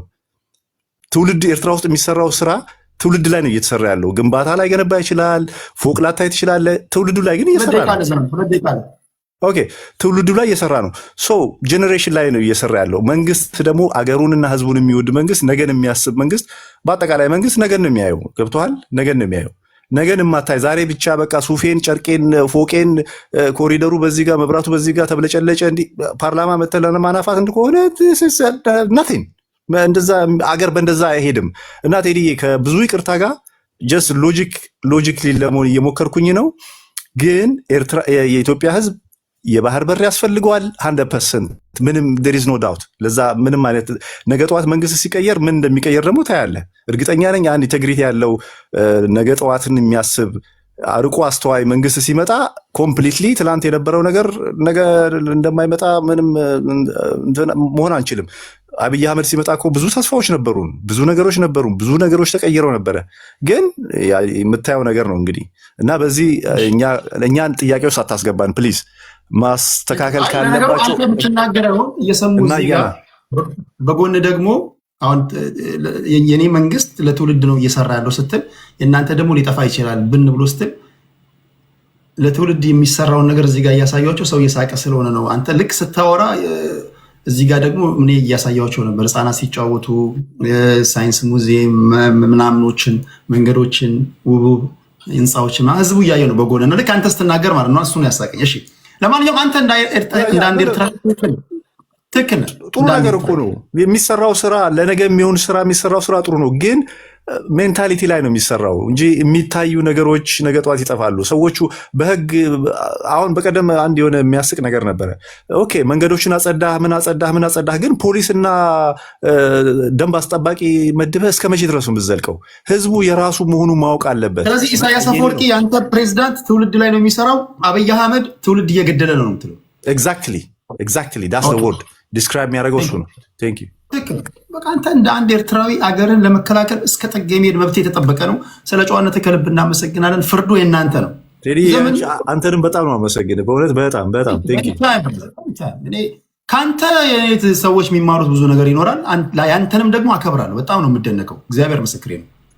ለሀገራችሁ ያላችሁን እንትን ምን ድረስ እውነታውን እናውቃለን። እውነታውን ግን ከሀገር አይበልጥም ብላችሁ የሚደባበቀው እንደባበቃችሁ የምትሄዱበት መንገድ እኔ ያስደንቀኛል። ለእናንተ እኔ ቢግ ሪስፔክት ለኤርትራውያን ቴንክ ዩ። ከዘመን ኢንፋክት እኔ ብዙ ነገር እኔ ራሱ የምማረው የምታስተምሩኝ እናንተ ናችሁ። ቴንክ ዩ ዘመን። ከዘመን ቀጥሎ ወደ አርበኛው ልጅ ሄዳለሁ። ቴንክ ዩ ቴዲ። አሁን ካረጋችሁት ኮንቨርሴሽን ልጀምር፣ ምክንያቱም ራሱ ኢሳያስ አፈወርቂ የተናገረውን ነገር ላይ መሰረት አድርጌ ልናገርና በጁላይ 23 ላይ ብሮድካስት የተደረገ ኢሳያስ አፈወርቂ ንግግር ነው። አብይ አህመድ $4 ቢሊዮን እየከፈልን ያለ ነው ለጅቡቲ ነው እና ለጅቡቲ የምንከፍለውን ሽፍት አድርገን ወደ ኤርትራ እንክፈል ብሎኝ ነበረ። ነገር ግን እምቢ አልኩት ብሎ ይጀምራል። ለጅቡቲ ይባርክላት የሚልም ነገር ይጨምርበታል። ትሬድ ማድረግ የሚባለውን ነገር ላይ ያለውን እውቀት የተናገረበት ይመስለኛል። ጥያቄው ግን ቀርቧል። ሺፍት እናርግ፣ ዳይቨርሲፋይ እናርግ ኢምፖርት ኤክስፖርታችን የሚለው ጉዳይ ላይ በትሬድ የሚሊተሪ ቤዝ ይኑረን ምናምን የሚል ጉዳይ አይደለም። ሚንዋይል ደግሞ አሁን ነገሮችን አንደርስታንድ ማድረግ ያለብንም እንዴት ነው የሚለውንም እንድመዝን መሆን ያለበት ሁኔታ ውስጥ ነን ያለ ነው። አሁን ከምሰማው ነገር ለምሳሌ 5 ሜጋዋት አሁን ባለፈው 3 ሳምንት በፊት ኢሳያስ አፈወርቂ በኤርትራ ቲቪ ላይ ብሮድካስት በተደረገ ኢንተርቪው ላይ 5 ሜጋዋት ኒውክሌር ፕላንት እንሰራለን የሚል ነገር ተናግሯል ለህዝቡ። 5 ሜጋዋት አካሄድ እዚህ ጋር ማረም ይቻላል። የቤቱን አካሄድ አላውቅም እኔ ቴዲ ሶሪ። አስጸያፊ ንግግር እስካልሆነ ድረስ በተራ ውሸት የተሳሳተ ነው። ውሸት የተባለው ነገር ሚስኮት እያደረገ ስለሆነ ነው። ስድብና አስጸያፊ ንግግር ከሆነ ብቻ አስቆም ሊደረኛል። እስከዛ ችግር የለውም። ኦኬ ለማረም ከተፈለገ ስፔሲፊካሊ 5 ሜጋዋት ብሎ 5 ሜጋዋት ሰምቼው ነው ደምግሚ። አሁን ወደኋላ ለመመለስ ነው እንትኑ 5 ሜጋዋት ኒውክሌር ፓወር ጄኔሬት እንደምናደርግ ማድረግ እንደምንችል የተጠና ጥናት አለ። በሱ መሰረት አድርገን እንሰራለን ብሏል። ይሄ የተናገረው የራሱ ቃል በቃል ንግግር ነው። በኋላ አልተባለም ያለው ሰውዬ ካመጣ ኤቪደንሱን እኔ የዛውኑ ቃል ላይ ተመልሼ መሄድ እችላለሁ። ነገር ግን ኤርትራ ተመሰገነች የተባለበት ቦታ ላይ ጠቅላይ ሚኒስትሩ በማርች ወር ላይ 23 ማርች 2021 ላይ ይህንንም ተናግረው ነበረ እና አብዛኞቻችን ምናልባት ሰምተነው አናቅም ይሁን ምን አልገባኝም። ለሚ ብላዲ ኦዶሚያስ ከባድ መሳሪያ አልተኮስ ሮኬት የሚባል የኢትዮጵያ መከላከያ ሰራዊት የተኮሰው መቀሌን ይዘን ወደ ተከዜ በረሃ ከሄዱ በኋላ ሮኬት የሚባል ተጠቀምነው እያልን አልተጠቀምነው። እኛ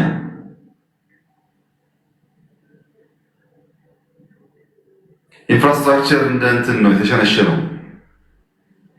ይህ ብቻ አይደለም። ከ10 ሺህ በላይ እስረኛ መቀሌ ብቻ። በነገራችን ላይ በድፍን ትግራይ ከ30 ሺህ በላይ እስረኛ ተፈቷል። ይህ ቁጥሩ አናውቅም። እኛ ሰው ሲታጎር ነበረም አናውቅም። መቀሌ ብቻ ከ10 ሺህ በላይ እስረኛ ፈተዋል። እስረኛው ይዘርፋል፣ እነሱ ዝራጅ ይዘርፋል። አሁን እዚህ ጋር ሰማ መከላከያ የሚያበላሸው ነገር አለ። ሌሎች ኃይሎችን ተጨማምሮ ህዝብ ሌሎች ኃይሎች ተብለው የተባሉት እነማን ናቸው ነው? ይሄንን ጠቅላይ ሚኒስትሩ የተናገረው ማርች ላይ ነው። የኤርትራ ወታደር መግባቱን አመነ በሚሉበት ስፒች ላይ መዘረፉንና እዚህ ጋር ህዝባችን ጉዳት ላይ ነው ያለው። የዚህ ሁሉ ጉዳት መነሻ ኢሪስፖንሲብል የሆነው ኃይል ቢሆንም ገፈቱን ምስኪኑ ህዝብ ነው እየቀመሰ ያለው።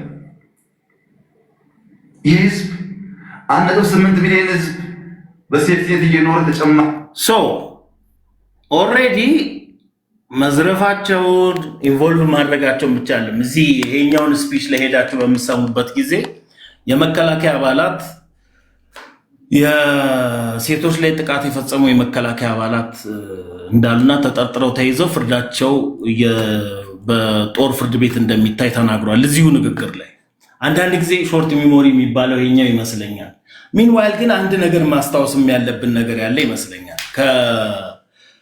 ከኖቬምበር 15 ጦርነቱ ከተጀመረ ከ15 ቀን በኋላ የግብፅና የሱዳን ጦሮች ጋርዲያንስ ኦፍ ደ ናይል በሚል ተከታታይ የሚሊተሪ ትሬኒንግ እያደረጉ የነበረበት ሁኔታ አለ። ከጦርነቱ አንድ ሳምንት በፊት ደግሞ ከጥቅምት 24 አንድ ሳምንት ወደኋላ በምንሄድበት ጊዜ የቀድሞ ውጭ ጉዳይ ሚኒስቴር አቶ ስዩም መስፍን እኛ የምንጠቃ ከሆነ እዚህ ሀገር ላይ ማን እንደሚገባ አናቅም በሚል በተደጋጋሚ ሲናገሩና ሌሎች ኃይሎችን የመሳብ የመጎተት ፍላጎት እንዳላቸው ሲያስቀምጡ የነበረበት ሁኔታ አለ። በመቀጠል ይሄ እንግዲህ ኮንስትራክት እያረኩ ልመጣ ነው ለምን ወደዚህ አይነት ስትራቴጂ ተጠቅመው እነሱ ፌል ካረጉ ከመጀመሪያው ከጦርነቱን ጀመርን ካሉበት ጥቃት ጀመርን ብለው ካሉበት ቀን ጀምሮ ህወሓት በቀጠናው መቺ ኃይል እኛ ነን ብለው ነው ሲናገሩ የነበረው። ፌደራል መንግስትን አናውቀውም፣ ሪኮግኒሽናችን አንስተናል ብለው ነው ሲሉ የነበረው። አሁን ፌደራል መንግስት ለምን ፕሮቴክት አላረገም ነው ጥያቄው። ሪኮግናይዝ የማያደርጉት ኃይልን ፕሮቴክት ለምን አላረገኝም የሚለው ጥያቄ ያው ከምን አይነት ቤዝ እንደሚነሳ ባላቅም፣ ግን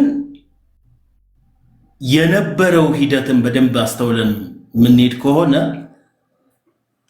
ለምሳሌ የግብፅ ከ2018 በኋላ በተለይ ደግሞ ድርድሮቹ ላይ ኢንፍሉዌንስ ለማድረግ የተለያዩ ሜቶዶችን ተጠቅማለች። አንደኛው የአገር ውስጥ ግጭቶች ነው። ሁለተኛው ደግሞ በምናውቀው ኢቭን ሶማሌላንድን ሪኮግናይዝ አደርጋለሁ ያለችው ከኢትዮጵያ በፊት ሜይ ይመስለኛል 2020 ላይ ሶማሌላንድ ሄደው ምክር ቤት ድረስ ቤዝ ካልተሰጠን ሶማሌላንድ ላይ ሲሉ የነበሩት ግብጾች ናቸው። ያኔ ባይ ዘ ዌይ ኤርትራ አልተቃወመችም። ኢትዮጵያ ቤዝ ይኑራት ሲባል ግን በሚሊተሪም በምንም የማትገናኘውን ሀገር ካረዳው ብላ እዛ ውስጥ ስትገባ በ8 ቀን ውስጥ ጃንዋሪ 1 ኢትዮጵያና ሶማሌላንድ ኤምኦዩ ፈርመው ጃንዋሪ 8 የሶማሌን ፕሬዝዳንት እየጠሩ አሊያንስ ሲሉ ነበር። ይሄ ስቴፑን በምናይበት ጊዜ ኮኦርዲኔት አድርገው ለመስራት ሞክረዋል። ትግራይ ውስጥ ኮንፍሊክቱ እንዲቀጥል ሆነ ብለው አድርገዋል ብዬ አምናለሁ። ይሄንንም በማድረጋቸው ምክንያት ወደ ሰላም መጥተው የሚደራደሩበትን መንገድ ሞክሯል።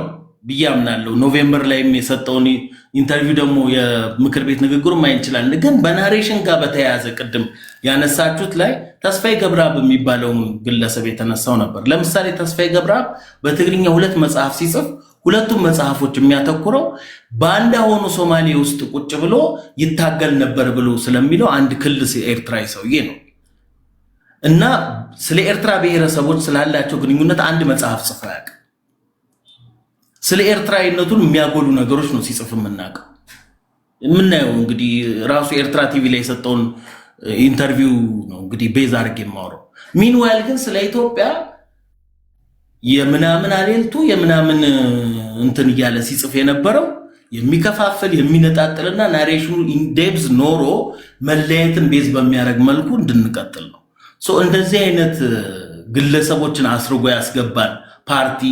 ከዛም ቀጥሎ ደግሞ ሉዓላዊነት በተደጋጋሚ ይጠቀሳል። አንድ ሀገር ሉዓላዊ ነኝ የምትለው በሌሎች አገራት ፖለቲካ ኢንተርናል ፖለቲካ ውስጥ አፍንጫዋን ስቲክ እያደረገች እየገባች አይደለም። የራሷን ሉዓላዊነት ማክበር የምትችለው በሌሎች ጉዳዮች ውስጥ በሌሎች ሀገራት ኢንተርናል ፖለቲካ ውስጥ ኢንቮልቭ ባለማድረግ ነው። እሺ ቴንክ ዩ የአርበኛ ልጅ። ከዛ የምንሄደው ወደ ሴቭ ነው። ሌሎቻችሁ ታፕ አርጉ። ቴዲ ሐዋሳ የቴሌግራም ቻናል ላይ ብዙዎች እየተሳተፉ ነው። ጥያቄዎች ላይ ተሳተፉ። እስካሁን 22 ሰዎች ተሳትፈዋል። የዛሬውን የጠቅላይ ሚኒስትር አብይ አህመድን የፓርላማ ንግግር እንዴት አያችሁት ነው ጥያቄው። መጨረሻ ላይ ስማችሁን እየጠራውኝ አነባለሁ። እጥን ምጥን ያለች ጻፉልኝ።